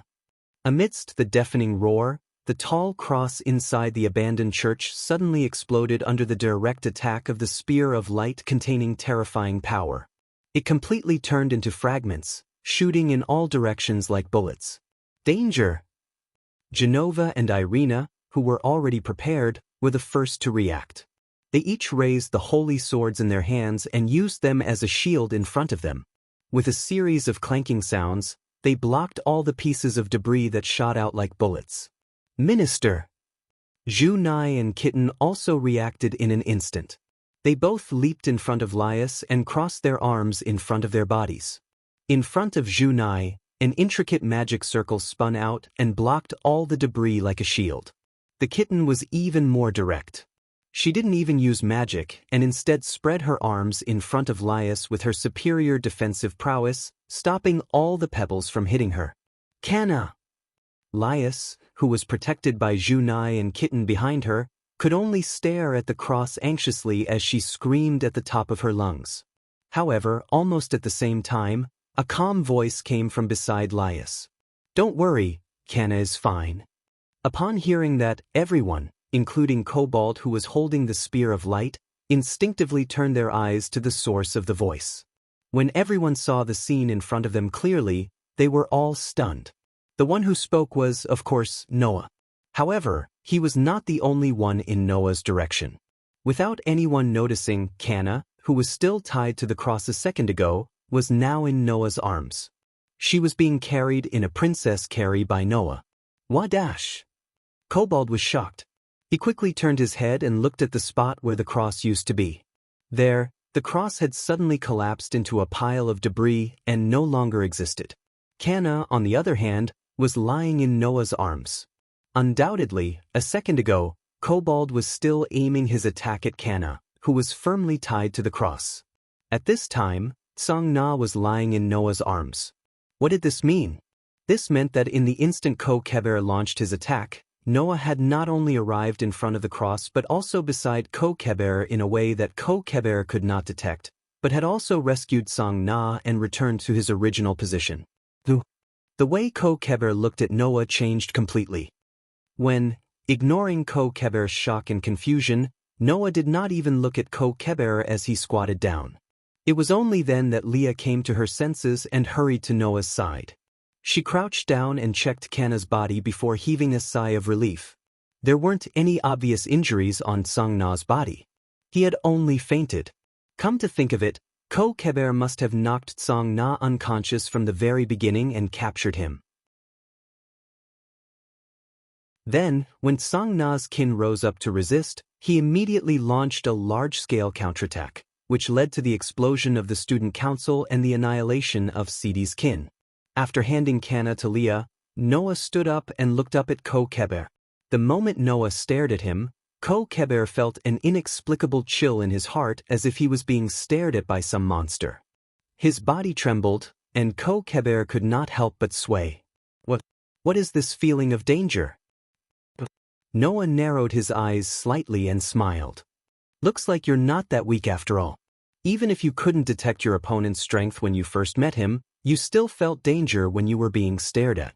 You didn't lose your reputation as a fallen angel. Tisk. Ko Keber was speechless as if he was insulted. Despicable human who only knows how to play tricks. Whether it's a trick or not, you'll know soon enough, Noah said calmly. Well, since we're already at this point, there's no need to hide anymore. Hurry up and call your companions out. Companions? Ko Keber was stunned. What companions? Noah frowned. What? Are you the only one from the fallen angel camp who came to this town? I did bring a few subordinates, But those guys aren't qualified to be companions. Ko-Keber sneered. However, it doesn't matter. I've said it before. Even if I'm alone, I'll fight this war to the end. So, don't worry. I don't have anyone from the fallen angel camp who can be called my companions. Hearing this, Noah's eyes suddenly flashed. Ko-Keber is the only one from the fallen angel camp who came? Then, what's with the White Dragon Emperor? Isn't Wally from the fallen angel camp? Moreover, Varley had indeed arrived in this town not too long ago, and there wasn't much of a difference in timing between him and Kokbor when he had infiltrated this town. If that's the case, why hasn't Wally come out yet? And Ko-Keber said that he's the only one from the fallen angel camp? Could it be that Ko-Keber doesn't know that Wally has come to this town? Or could it be that Wally and Ko-Keber aren't on the same side? As these thoughts flashed through his mind, Noah fully activated his sensory ability and scanned the entire area that his sensory ability could cover.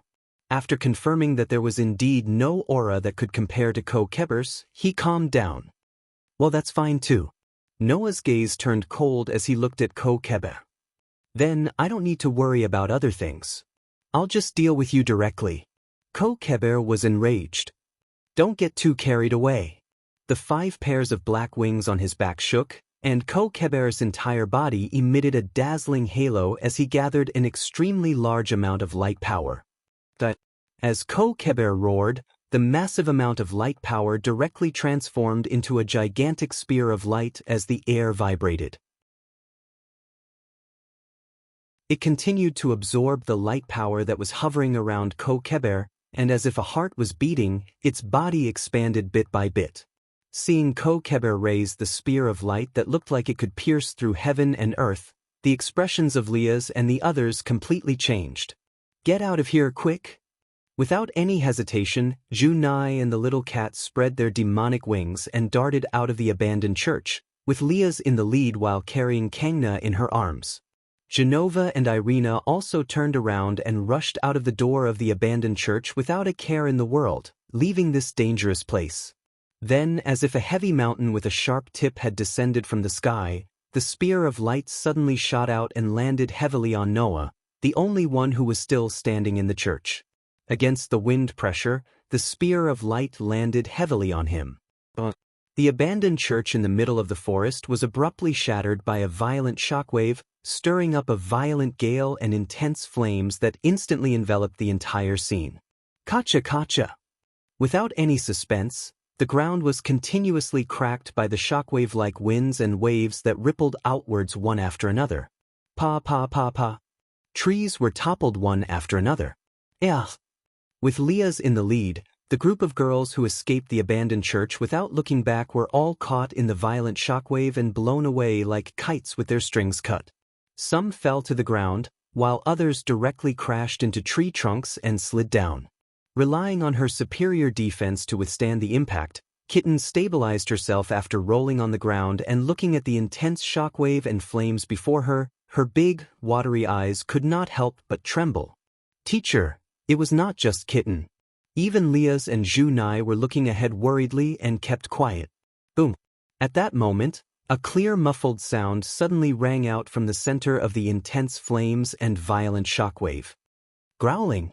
Then, with a muffled cry, a figure was sent flying backward, breaking through the flames and shockwaves like a hot knife through butter before crashing heavily on the ground. The figure did not slow down as it continued to glide across the cracked ground, digging a trench that was dozens of meters long with its body before stopping not far away from Leah's and the others. Leah's and the others widened their eyes when they saw the figure that glided to not far away from them.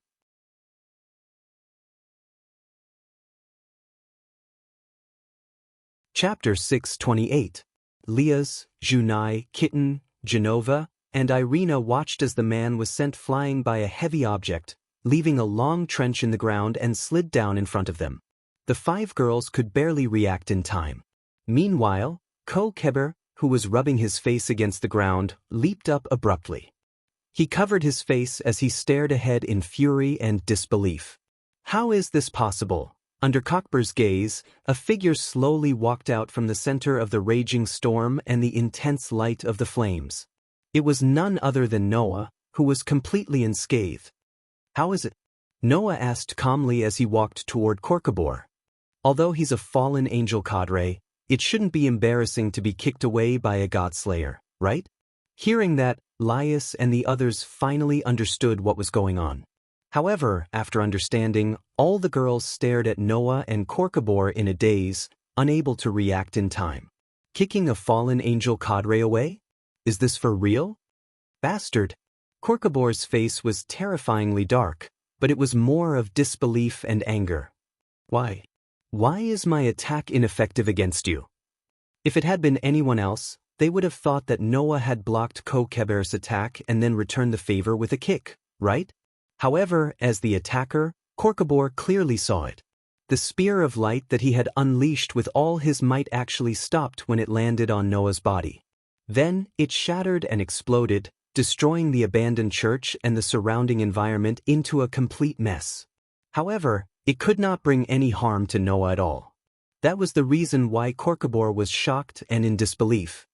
What? Didn't I tell you? Noah raised his hand as though he was trying to show his body to the old man, enunciating each and every word clearly. After killing the fallen god, the god of disobedience, my physique as a godslayer has changed. As long as it's not an attack that can harm a god, unless it's a direct physical attack, all mystical powers are ineffective against this body. That includes the light powers of angels and fallen angels, as well as the magic powers of demons. At this point, Noah looked at Korkabor mockingly. Unfortunately, your power doesn't seem to be enough to threaten God. My unscathed body is proof of that. You. Korkabor could not help but take a step back. He looked at Noah as if he was looking at a monster. Are you still human? Unfortunately, you won't understand even if I explain it to you. Noah shrugged helplessly and looked at Korkabor with a faint smile. So, it's better for you to treat me as a human with a special physique. Stop arguing with me over there. Because of Noah's nonchalant attitude, which completely disregarded him, Korkabor was enraged. Dense light energy slowly surged out of Korkabor's body, filling the air above the empty space. So what if you're a godslayer? I'll never lose to you.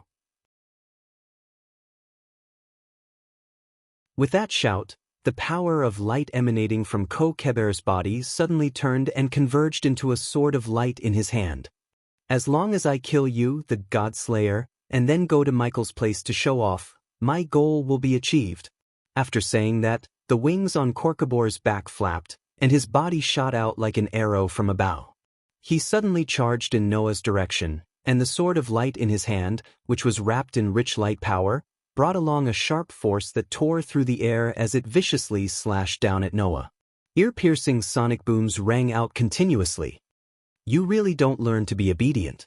Facing the incoming sword of light, Noah raised his hand and clenched it into a fist. He pulled his body apart and got into a fighting stance as the light of magic rose from his body. All evildoers, be afraid of my power. Now I shall obtain the majesty of 10 mountains, the strength of 100 rivers, and the strength of 1,000 dragons.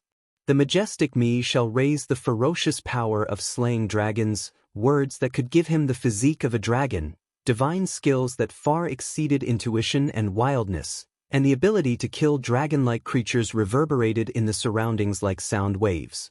On the stone plate with 10 patterns connected to its outline, one of the patterns suddenly lit up. With the support of the dragonoid incarnation, Noah only felt that his limbs were surging with power that was many times stronger than a human's. His senses instantly became sharper than anything else, and a glint flashed across his eyes. He raised his hand and let his fist collide with the sword of light. Clang. When the fleshly fist collided with the sword of light that did not have a physical body, it actually caused the sound of metal clashing, and a large amount of sparks sputtered. Of course, this stalemate did not last for long. Gotcha. Even though Korkabor had deliberately concentrated a large amount of the power of light on the sword of light in his hand, the absolute curse resistance that belonged to the Godslayer still caused the sword of light that struck Noah's fist to crack. In the end, with a crisp bang, it directly exploded. And in the midst of the sparks that did not have time to dissipate, The fist that contained the power of a dragon and the power to slay dragons landed heavily on Kokheber's chest under the gaze of his contracted pupils. Bang! A muffled sound that was many times louder than before rang out. Kokheber only felt an unparalleled force hit his body heavily, causing him to feel pain in his chest. After his feet scraped a deep mark that was nearly 10 meters long on the ground, his body crashed heavily into a tree trunk, and the tree trunk behind him was shaken into two pieces. With his back against the broken tree trunk, Kokheber's face turned red, and he spat out a mouthful of blood. Then, his legs went soft, and his body slid down the tree trunk to sit on the ground. Blood dripped from the corner of his mouth. After being hit in the chest by a punch that was comparable to that of a dragon, even though he was a fallen angel cadre that was recorded in the Bible, he still ended up seriously injured. It was not that Kokheber was too weak, but that his opponent was too foul. Yes, not only was his opponent strong, but he was also very foul. In terms of strength alone, Noah was already above Kokheber. Coupled with his physique that was resistant to foul spells, Kokheber, whose power of light was completely ineffective, naturally could not hurt Noah, and could not effectively defend himself. If the sword of light just now could more or less offset the strength of Noah's punch, it would not have ended up like this. The most tragic part was that as soon as Kobold's sword of light came into contact with Noah's body, it would be nullified by Noah's physique, which had the ability to resist curses. Kobold could not even block the attack in the slightest, so he took a solid punch from the giant dragon. And that was the result. The famous fallen angel cadre was defeated in one move. Looking at this scene, Liaz, Junai, and Little Kitten looked at each other and found a trace of shock in each other's eyes. The last time they faced Rizzle, Noah's attack with the white horse was actually a little more shocking. But that was after all just the scene they saw through a television screen. How could it be more shocking than the actual scene in front of them? Moreover, Rizzle was just a superior demon, and it was not a big deal that he was defeated in one move. Kokheber, on the other hand, was a cadre of the fallen angels. A person who could survive under the hands of a god and a demon king could not be compared at all. As such, it was naturally even more shocking. As for Genova and Irina, their expressions became extremely solemn. It was because in the hearts of these two believers, they were gradually becoming more and more certain of Noah's record of slaying a god. Under such circumstances, Noah just slowly walked up to Kokheber and looked at him from above.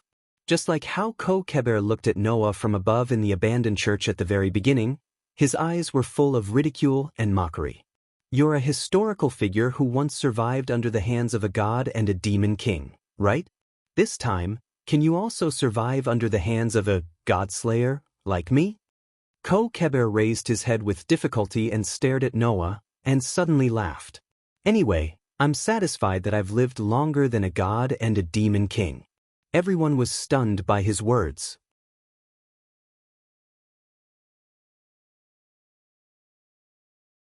Chapter 629.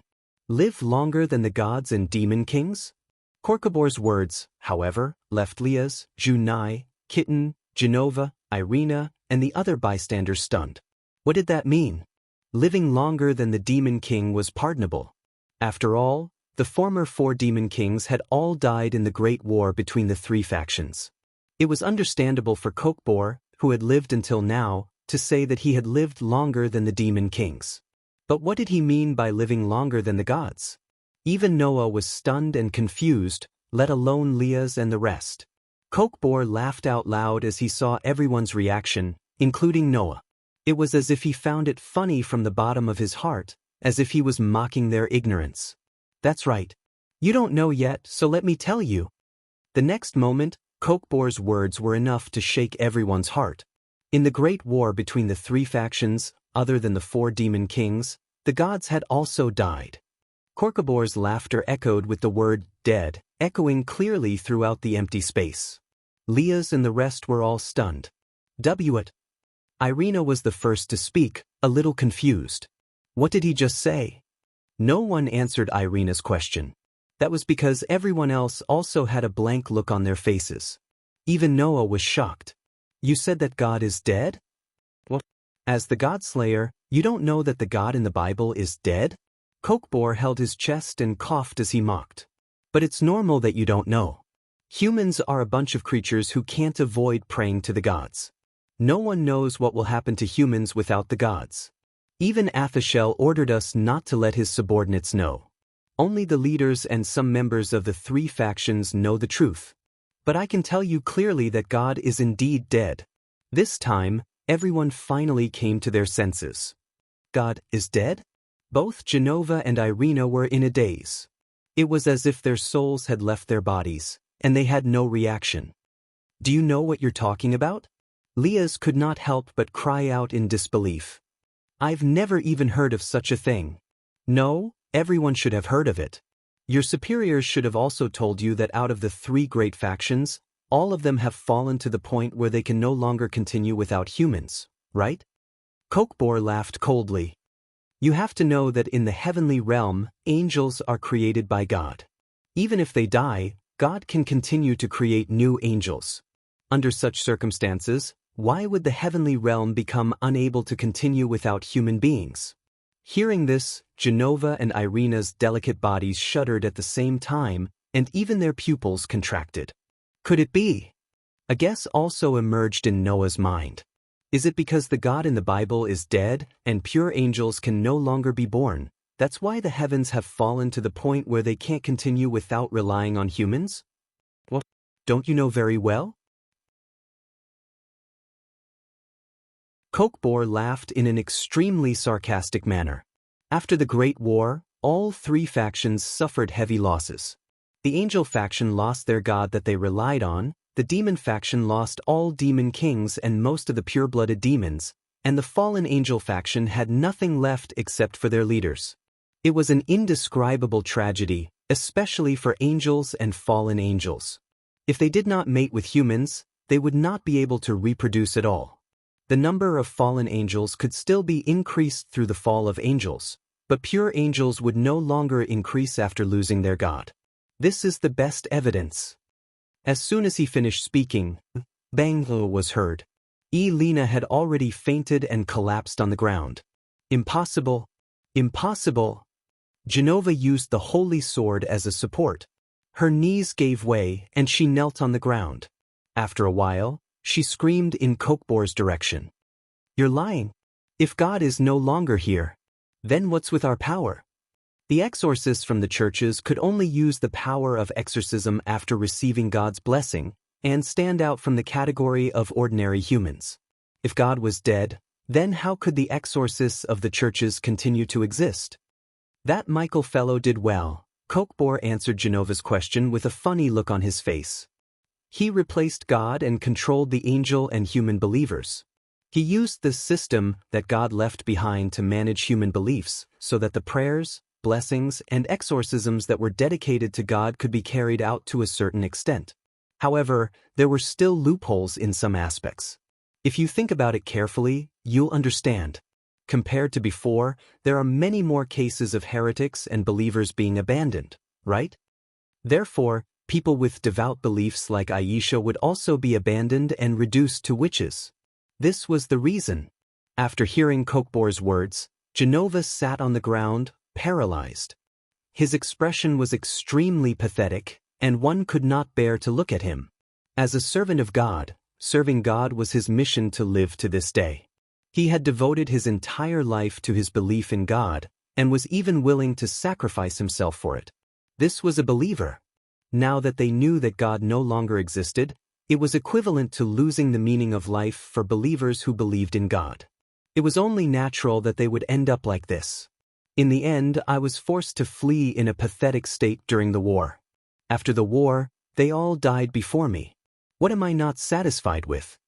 Kokbor laughed out loud. Right. Isn't there a God Slayer here? Perhaps he was the one who killed the God of the Bible. This sentence was complete nonsense. If what Kokbor said was true, then God had died in the war between the three powers. However, the war between the three powers had already ended hundreds of years ago. How could it be Noah's doing? To be able to die in the hands of a God Slayer and live longer than God and the Demon King, I'm satisfied. Kokbor laughed maniacally. Come on. Give me the final blow. Hearing this, Noah's expression turned cold. Since you want to die so much, I'll fulfill your wish. After saying this, Noah was about to raise his fist when his gaze suddenly froze. Whoosh! In the distant horizon, a flash of light like a meteor streaked across the sky, piercing through space and falling from the sky towards Noah's direction. Almost at the same time, Noah released the mana flowing in his body. Hum! The surging magic power directly turned into a wave of air. Under the state of the dragonoid avatar, it condensed and formed a thin layer of light curtain around Noah's body. The layer of light was connected to each other like dragon scales. It was the air scale ability that Noah used in the battle against Perseus. Its defensive power and sturdiness were comparable to Tony's steel barrier, the immortal body's authority ability. In the next moment, a flash of light from the horizon fell on Noah's body.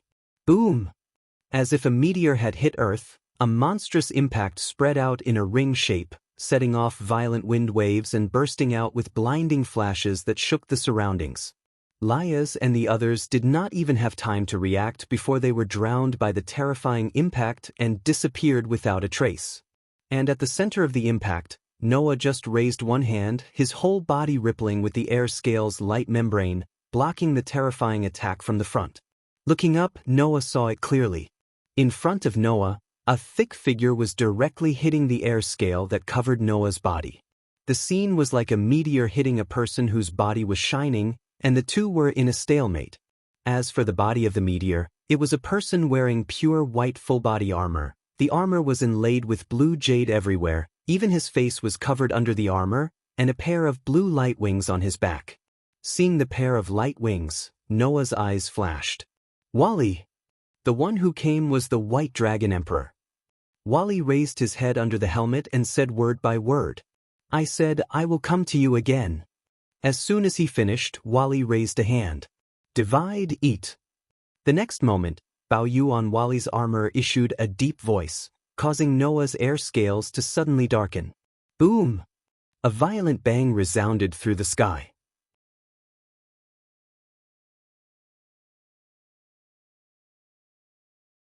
Chapter 630. Gravel rolled on the cracked ground inch by inch, stirring up a crisp and subtle sound that echoed in the surrounding air. The center of the forest, which was originally located in the same corner as the abandoned church, was missing a large piece. What was left was the cracked reddish-yellow land and the fallen tree debris. In the center of such a wasteland, two figures stood facing each other. On the side, a man with 5 pairs of dark wings on his back fell to the ground and fainted. Looking at the figure covered in thick white armor opposite him, Noah raised his hand and looked up. There, the air scales that were originally strong enough to rival the immortal body were now extremely dim and weak. It could probably only block the attack of an ordinary superior demon. Of course, this was not Noah's doing. Did you notice? On the opposite side of Noah, Varley, who was covered in white armor, spoke. This is my sacred gear, the ability of White Dragon Emperor's diving dividing. It can reduce the power of the people I touch by half every 10 seconds. The reduced power will become my food for my own use. Wally seemed to be trying to prove the authenticity of his words. The light wings behind him spread out, sprinkling star-like particles, and the aura on his body rose abruptly. These powers were just usurped from your body. Unless you directly defeat me, soon the God Slayer will become weaker than a human child. Hearing this, Noah just clenched his fist and remained silent. It wasn't that Noah didn't know about the legendary sacred gear that was transformed from the 2 heavenly dragons. Therefore, without Varley saying it himself, Noah also knew. It was said that the ability of the Red Dragon Emperor's boosted gear was to double the owner's power and give the doubled power to others. The ability of the White Dragon Emperor's diving dividing was to reduce the strength of the person it came into contact with by half, and to use the reduced strength for its own use. This was the legendary ability of the Red Dragon Emperor and the White Dragon Emperor. The so-called God-slaying gear could be seen from these 2 sacred gear. There was no doubt that whether it was the Red Dragon Emperor's boosted gear or the White Dragon Emperor's diving dividing, Their doubled and halved abilities were only temporary. If it was permanent, it would be too heaven-defying. But even so, as long as there was enough time, one of the two owners of the sacred gear would be able to increase their strength to the level of a god or demon king, while the other would be able to weaken a god or demon king to the point where they would be weaker than an ordinary human. In this way, even a god or demon king could be defeated. Fortunately, these two, sacred gear, required time and could only be used once every 10 seconds. Moreover, if the user's own strength was too weak, he wouldn't even be able to withstand the doubled and halved power, which would lead to his own collapse. Therefore, even if it was very powerful, it was not heaven-defying. However, when Varley had just activated his sacred gear ability, it did not reduce the power by half every 10 seconds, but it directly weakened Noah's air scale to the point where it directly disappeared. Noah could clearly feel it. When Varley activated his sacred gear ability, the strength of his own air scale was constantly reduced by half, and in less than a second, it was only left with this strength. In other words, in less than a second, Varley had activated the White Dragon Emperor's dividing ability more than once. This was not because Varley's words were pure lies. It was because Varley's explanation was not over yet. So that's how it is. Noah clenched his fists and stared at the pure white armor on Varley's body. Is that the balance breaker? Balance breaker. That was the ultimate domain of the sacred gear. When the sacred gear holder's thoughts and wishes were so intense that they could reverse the flow of the world, the sacred gear in the holder's body could reach another domain and exert extraordinary power. That domain was called the sacred gear's balance breaker. Varley was able to continuously use the halved power in such a short period of time, and he had not only a pair of wings on his body, but also a full body armor. That should be Varley's balance breaker, right? That's right, this is my balance breaker, Wally answered without hiding anything. When using the balance breaker, I can have the opponent's power at any time and in any proportion. The balance breaker of the Red Dragon Emperor's boosted gear can double my power at any time and in any proportion. However, every time I use the ability, it will consume some power, and it will even shorten the duration of the balance breaker. That's all. That being said, Vale's voice was full of emotion. However, should I really say that he is worthy of being called the God Slayer? It was natural for Varley to have such feelings. Because Varley did not seize the power of Noah's body at all, he only seized the power of the air scales. Noah's physique originally had a part that was not affected by external negative forces. Although Varley's halved power was effective against Shindu and could offset Noah's curse resistance, an extremely obvious negative effect like power halved was not effective against Noah. As a result, Varley only seized the power of Noah's air scales, but it did not have any effect on Noah's own power. At best, it only made Noah's air scales ineffective. At that moment, Noah glanced at Varley. You came here, don't tell me you want to trigger a war between the three forces like Korkabor? Why would I? Varley spread his hands. Although for me, it would not be boring if there was a war, but Asashel specifically told me not to mess around and to bring Korkabor back. So, can you give Korkabor to me? Hearing this, Noah did not answer, but looked at Varley with a faint smile. This guy wanted to kill me until just now, and he even wanted to touch the people around me, and you want me to let him go? Korkabor is just a small character to you and me, it's not worth making a big fuss over him, Varley replied. Instead of wasting unnecessary energy on this small character, why don't you set your sights on the people in front of you? The people in front of you? Noah was slightly startled. Under Noah's gaze, the voice under Varley's helmet echoed. Hey, where do you think you are in this world? This question directly stumped Noah. After all, Noah had never seen the highest level of power in this world. In response, Varley did not seem to expect Noah to answer from the beginning and continued to speak.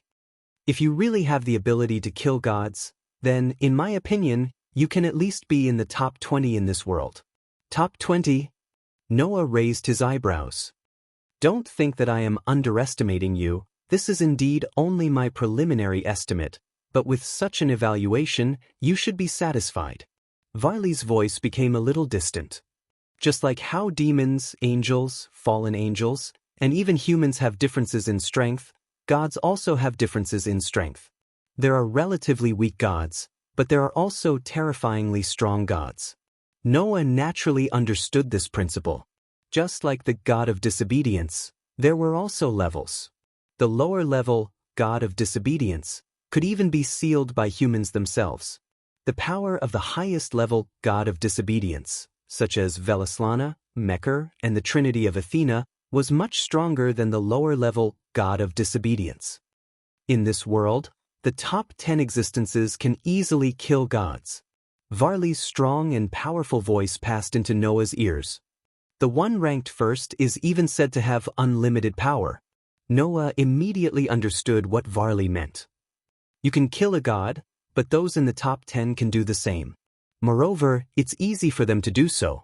The one ranked first even has unlimited power. Do you understand why I only ranked you in the top 20? Varley left such a sentence. And my goal is even higher than that. After saying this, Varley directly picked up the unconscious Korkabor, turned around, and flew into the sky. Sooner or later, I will fight with you. Looking at Varley's gradually shrinking figure in the sky, Noah did not speak for a long time.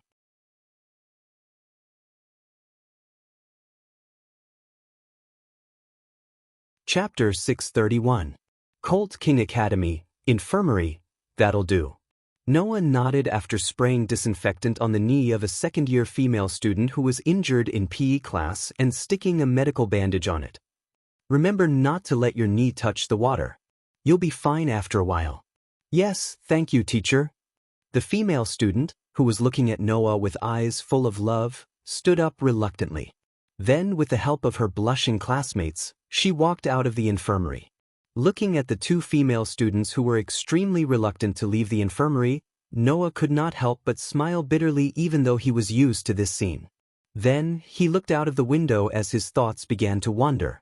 It had been a few days since Korkabor had abducted Kangna and was taken away by Wally. After that, Noah found a group of girls who were blown away by Wally's attack, and all of them returned to the academy. Only then did he announce the end of this incident. After that, Leah's and Kanna became very busy. They often needed to contact the higher-ups of the demon faction and report all kinds of things that happened here. After all, the fallen angel cadres did attack the angel faction and the demon faction one after another, causing a dispute between the three factions. According to Leah's, now, the three factions seemed to be preparing for a discussion about this matter. Otherwise, it was very likely that it would really cause another war. Therefore, during this period, the Student Union and the Supernatural Research Department became very busy. Kitten had been at Leah's place for the past few days and did not go home. Even Aisha went to the Student Union to continue the follow-up treatment of Kanna's kin under Kanna's pleas. She did not come back recently. In other words, Noah had been coming here alone for the past few days. And occasionally, Noah would still think of what Wally said that day. Top 20. Wally said that although he had not seen Noah's true strength, since Noah could kill gods, then, even if Noah killed the weakest god, he could still be ranked in the top 20 of the world's combat strength. Frankly speaking, the existence that could kill gods could only be ranked in the top 20 more or less surprised Noah. One must know that in the world of God-slayers, there were only 7 people in the world, including Noah, who could achieve the same result. And in this world, the people who could kill gods could not even be ranked in the top 10. It was easy to imagine how strong those fellows in the top 10 were. Of course, that evaluation, Wally's evaluation, was based on the fact that Noah could kill the weakest gods. Most of the guys in the top 10 were also gods. If Noah had the ability to kill those gods, then he could be ranked in the top 3, let alone the top 10. Therefore, Noah was really uncertain about his ranking in this world. In terms of strength alone, perhaps as Wally said, he could at least be ranked in the top 20. However, if Noah could use the warrior avatar, then even the one ranked first would probably be defeated by Noah. From this point of view, Noah's strength was really difficult to judge. It could only be said that in terms of strength alone, Noah was definitely not the strongest. Wally also said that the one ranked first had unlimited power. And no matter how arrogant Noah was, he could not claim that he had unlimited power. It seems that there are still many things in this world that I don't know, Noah muttered to himself. At this time, in front of Noah, a small communication magic circle suddenly flashed. Noah came back to his senses, and then he saw Liath's figure appear on the small communication magic circle. Liath looked around the infirmary. Looks like you're not very busy. Just in time, teacher. Come to the Supernatural Research Department. Noah could not help but feel suspicious when he saw Liath say such words directly to his face. What? Is there a problem? Sort of. On the small communication magic circle, Liath's deep laughter began to sound. Let me introduce you to my new servants. Colt King Academy, Supernatural Research Department. Looking at the three girls in front of him, Noah fell into a state of speechlessness. Yo. The one who greeted Noah with a very energetic voice was a cute girl with chestnut-colored twin ponytails who winked at Noah. We meet again. With the energetic girl's greeting as the beginning of the other two girls, one nodded at Noah with a serious face, while the other was a little nervous and shy, as if afraid that Noah would scold her. Irina, Genova, Aisha. The three girls who were also from the church stood side by side in front of Noah, making Noah fall into a state of speechlessness. It was not because of anything else. That was because Noah sensed the presence of magic from the three girls who came from the church. The magic that belonged to the demons. In other words, the three devout believers in front of him had all reincarnated into demons, including Aisha. Let me introduce them to you. The one who said this was Liath, who had been looking at Noah with a funny expression, as if she was expecting Noah to be surprised. I don't need to introduce their names, you already know them. So, let me introduce their new identities to you. Liath pointed at Genova. My knight, Genova. After that, Liath pointed at Irina. My pawn, Wisteria Irina. In the end, Liath pointed at the shy Aisha, who did not dare to look at Noah. Also my pawn, Aisha Alch. The three above are my recent additions, Liath said to Noah as if she was mocking him. Please take care of us from now on, master. Noah. Aisha, Genova, and Irina used their own expressions to say that to Noah in unison. Please take care of us. Noah felt that he could not keep up with the pace in front of him anymore. Undoubtedly, they had only been separated for a few days. What was with this change? Genova and Irina were believers of the church. How did they suddenly become Liath's demons? And Aisha, the girl who lived under the same roof as him, the cute girl who was like a little sister to him, how did she become Liath's pawn? Noah did not know how to react, and could only look at Liath speechlessly, which made her laugh. Don't look at me like that. Letting these three children reincarnate as demons and become my pawn only happened yesterday. It's not that I didn't want to tell you. It's not just you. I'm surprised myself. Irina laughed awkwardly before tears welled up in her eyes. I didn't expect that a devout believer like me would become a demon one day. This must be a punishment from the heavens. What does it matter? The Lord is no longer here, isn't he? Genova said as if he had given up on himself. Since the Lord is no longer here, then it doesn't matter if we become demons. In other words, the two girls chose to reincarnate as demons because they knew that the God they believed in was dead? After knowing that the Lord is no longer here, Genova and Irina are already heretics to the church. Both of them were banished by the church, and because they had nowhere else to go, they became my pawn. Liath crossed her arms and seemed to be in a good mood. By the way, Aisha has the twilight healing in her body. When she was reincarnated, she used 4 pawns. Although Irina doesn't have a sacred gear, she also used 4 pawns. Their potential is pretty good. There was a limit to using the evil pawn to reincarnate as a demon. If the reincarnated target had super strength or super potential, then it would require more pawns to be used. In other words, the potential and value of Aisha and Irina, who had each consumed 4 pawns, were already very close to the value of a rook.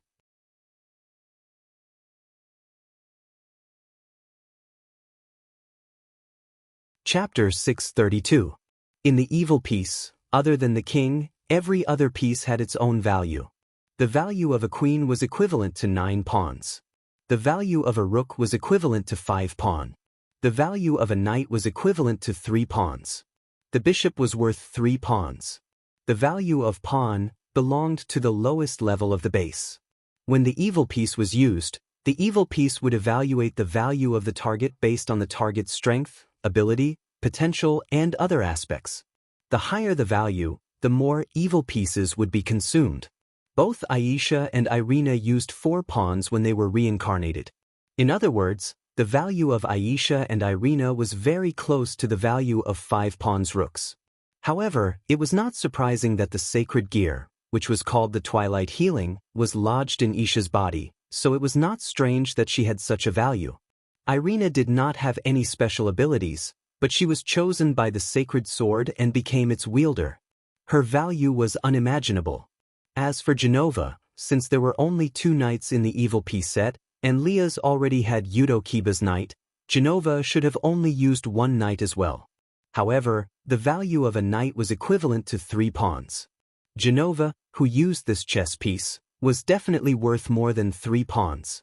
He wouldn't lose out to Aisha or Irina. In other words, Riaz had obtained 3 potential stocks from the church. One of them had a sacred gear, and the other 2 were sacred swordsmen. Their potential was not bad. However, that was not what Noah was concerned about. Genova and Irina aside, why did Aisha reincarnate as a demon? Noah looked directly at Aisha.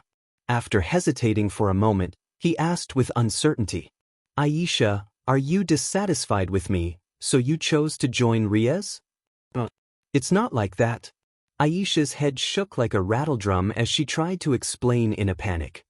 Because Sister Leah's is very good to me, and Kitten is also Sister Leah's family. Even Genova and Irina, who were both from the church, have joined Sister Leah's side, and the Lord is no longer here, so, as she spoke, tears welled up in the corners of Isha's eyes. She looked at Noah pitifully. "Sensei, are you angry? Please don't blame Aisha Sensei." Following the smiling Junai, Kitten, who had been watching from the side, stepped forward and looked straight at Noah with an unusually firm expression. "I'm the one who persuaded Aisha to become the minister's dependent. But, Kitty-chan did it for my own good." Aisha quickly said, "It's because knowing that the Lord is no longer here, I'm greatly affected. That's why Kitty-chan suggested for me to follow Sister Riaz and start a new life. It's definitely not because she hates you, Sensei." "Alright, I understand the general situation now." Noah rubbed his temples and immediately went straight to the point with Aisha, Genova, and Irina. Because the God of the Bible is already dead. After knowing this, you 3 devout believers who have lost the meaning of life have all given up on yourselves and reincarnated as demons, right? Isha, Genova, and Irina were at a loss for words as if their thoughts had been exposed. Should I say that these 3 girls are all idiots? Or should I say that they get along very well? They were all from the church, and they all believed in the dead God. They all had devout beliefs, but they were all demoted as heretics and exiled from the church. And after knowing that their God was already dead, all 3 of them almost gave up on themselves and reincarnated as demons. It seems that the trio from the church are all a bunch of silly girls who don't know the ways of the world. Forget it. If this is your choice, then I won't interfere." Noah sighed and glanced at Riaz. "But isn't it a little inappropriate for Aisha to become a pawn?" Although Aisha had a sacred gear, she did not have any combat ability at all. Although Aisha would also gain magic power and physical abilities after becoming a demon, she did not know how to fight at all. Secondly, she was destined to only be a backup with her abilities. It was too inappropriate for such a girl to become a pawn who would charge at the front lines. Looking at Aisha's situation, a bishop who was good at support and focused on the development of magic power was more suitable for Aisha, was it not? Of course, Riaz understood Noah's meaning. Even so, she shrugged helplessly. "I have no choice. I only have a rook, and a knight left and 8 pawns. After giving the knight, to Genova, only the pawn is suitable for Aisha and Irina. What? Noah was surprised. Don't you have any spare pieces for the bishop? I can only say that Aisha came at a bad time. Before Korkabor attacked, I had already used up the remaining bishop. Riaz smiled sweetly. So, next, let me introduce my bishop to you. She should be here soon.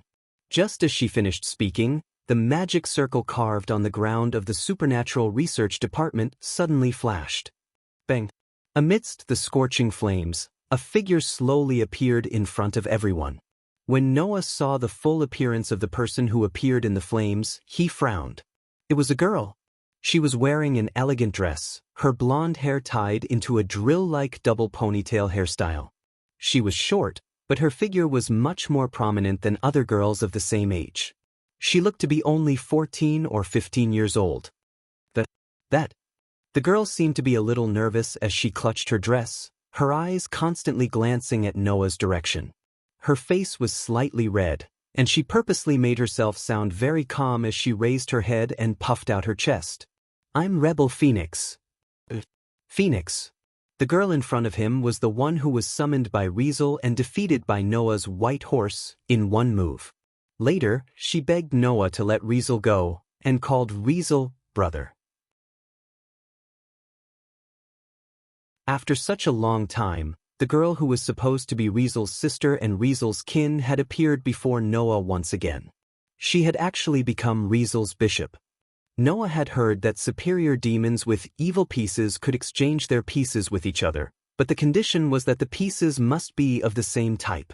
Could it be? Not long ago, the Phoenix family contacted me, saying that this child wishes to come to me and become my kin.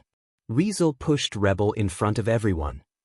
So, I used an empty bishop to make a trade with Rizel and got Rebel. I just want to come to Lady Rizel's place for an apprenticeship. Rebel looked at Noah, her eyes wandering. I didn't come here for you. The corner of Noah's mouth twitched, and he did not know how to react. If there's a chance, everyone will know about the other bishop in the future. With that, Rizel ended the conversation. Everyone should get along well.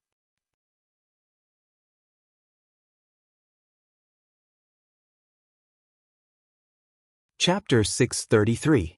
Cheers. In Noah's room, with Laius in the lead, the group of Gamonli's kin gathered the drinks in their hands in the middle and clinked glasses with each other. With a loud and clear ding, the atmosphere in the room became lively all of a sudden. Liaz looked around at the girls in the room and showed a happy expression from the bottom of her heart. This way, other than the Rook, all of my family members have been gathered. How fortunate! Every set of the evil piece had 16 pieces. Among them, there was only one king and one queen, 2 rook, 2 knight, and 2 bishop each. In addition to the 8 pawn, there were a total of 16 pawns. Now, Liaz was the king, Junai was the queen, Kitten was the rook, Genova was the knight, Label was the bishop, Shiba Yudo was the knight, and Shiba Yudo was the knight, who was not present because he needed to protect Shiba Kazunari, and Aisha and Irina, who each used 4 pawns. Liaz only had 1 rook and 1 bishop left. According to Leah, her other bishop had actually been used, but due to special circumstances, that bishop was not by her side, and she could only use pawn as a pawn to reincarnate. Therefore, the only piece left that Liaz had not used was the rook. Although there's still 1 rook that I haven't used, but gaining 4 excellent dependents at once is indeed something worth celebrating, Liaz declared majestically. Let's celebrate today. Tomorrow, Genova, Irina, and Label, the 3 of you will have to report to Kuma Academy, and I will announce that you have officially joined the Supernatural Research Department. The girls with drinks in their hands responded in unison. Yes, Minister. Noah, who was also holding a drink in his hand, sighed as he watched the girls filling up his room. Some of them could only sit on the bed. I don't mind if you want to celebrate, but why do you want to celebrate in my room? Undoubtedly, the Supernatural Research Department takes up more space than mine, right? Upon hearing that, Leah said to Noah with a half smile. Can't help it. My dependents think that it's better to come to your house. When Leah suggested to celebrate and find a venue, every girl present suggested that they just go to Noah's house. After all, this is the room that we cleaned up. Irina raised her hand and answered like an elementary school student. I've always felt that I would feel a sense of belonging if I came here. The last time I came here, I thought that you were a deicide, but now, after becoming a demon, I feel safe around you. Genova laughed self-deprecatingly. Is this also a punishment from the heavens? I just want to see what kind of place the deicide lives. Laybell turned away, but her eyes were still sneaking glances at Noah. I didn't come here because I want to know where you live and what you look like. Sarah? Junai said with a smile as she cupped one side of her face. I'm also very curious about where teacher Noah lives. After the girls expressed their thoughts one after another, Isha and the kittens sat upright on the bed with a, "This is my home" look, leaving Noah speechless. Whatever. Do as you please. Noah finished the drink in his hand gloomily. Then, as if remembering something, he said to Lias, "But since you have the time to celebrate, it means that you're done with your work, right?" At the mention of business, Lias immediately became serious. Yes. The governor of the fallen angels, Asa, Shur, has already conveyed the truth to the angels and demons regarding the matter of Ko-Keber. The decisions to steal the holy sword and attack the demon king's sister were all done by Ko-Keber alone. The other officers had no idea. And the crime of trying to start a war again has made the fallen angel camp decide to sentence Ko-Keber to eternal freezing. He will be frozen in the lowest level of hell forever, never to see the light of day again. In other words, Ko-Keber was equivalent to being imprisoned for life, never to see the light of day again. And with Ko-Keber's personality as a war maniac, such a punishment was countless times worse than dying at Noah's hands, right? Because it was a riot caused by one of their own, the fallen angel camp decided to deal with it themselves, right? Lias narrowed her eyes. The White Dragon Emperor, who joined the fallen angel camp, did intervene. So, even if teacher didn't defeat Ko-Keber, the White Dragon Emperor would have taken action and forcibly brought Ko-Keber back, right? In the end, the three forces have decided to hold a meeting, Junai interrupted and said in an unprecedented tone of disgust. I heard that the governor of the fallen angels, Asa, Shur, seemed to have something to say during the meeting. Some people think that he might be apologizing to appease Ko-Keber's matter. The representatives of the three major forces gathered together for a meeting? Noah curled his lips and smiled in an interesting tone. In other words, Wali, the White Dragon Emperor, will also represent the fallen angels? It is said that other than the governor of the fallen angels, Asa, Shur, only the White Dragon Emperor will follow the fallen angels for the meeting this time. Leah's eyes flickered. The demons have long received reliable news that Asa, Shur seems to have been gathering the holders of sacred gear, making the angels and demons very vigilant. I don't know what Asa, Shur plans to do with those sacred gear. At this point, Leah's looked around at everyone present. And among the holders of the sacred gear gathered by Athaziel, the White Dragon Emperor can be said to be the best. I heard that with the addition of the fallen angel cadres, his strength is enough to rank in the top 5 in the entire fallen angel camp. He's much stronger than Korkabor. Top 5? The girls looked at each other and stood up. He can rank in the top 5 in the entire fallen angel camp? That is equivalent to having strength close to the demon king level, right? After all, among the fallen angels, the top 3 had the strength of the demon king level. The highest ranking and most powerful governor, Asa, Shur, had fought with gods and demon kings since ancient times. His strength was definitely above ordinary demon kings. The current White Dragon Emperor is actually that powerful? Laybell frowned and asked Lias. Then, what about the current Red Dragon Emperor? As soon as this sentence came out, everyone, including Noah, Lias, Junai, Kitten, and the others, showed strange expressions. All right. After a while, Lias spoke calmly. Let's continue to celebrate. Laybell was suddenly puzzled. But, the Red Dragon Emperor, don't think so much, Kitten also said expressionlessly. Now let's just celebrate. Genova suddenly seemed to remember something and opened a large box beside him. If you want to celebrate, I have something good here. Hearing this, everyone leaned over to take a look and was immediately stunned. The box was filled with bottles of wine. I heard that wine is always indispensable during celebrations, Genova said calmly. You can't drink in the church, but now that I'm a demon, I want to give it a try. Wait. As the current teacher, Noah immediately said. Students can't drink. However, the group of curious girls could no longer stop him. This is an exception, right? Once in a while is fine, right? It's not bad to give it a try, right? 3 rhetorical questions in a row, and the situation was finally heading toward a terrible situation. You're tuning in to the Passion Pages YouTube channel. We're so grateful for your support, and don't forget to subscribe to join us on this incredible journey through captivating stories. Your generosity through donations truly makes a world of difference, as it's the primary source of revenue that allows me to expand and enhance this channel for you. Thank you from the bottom of my heart for being a part of this adventure.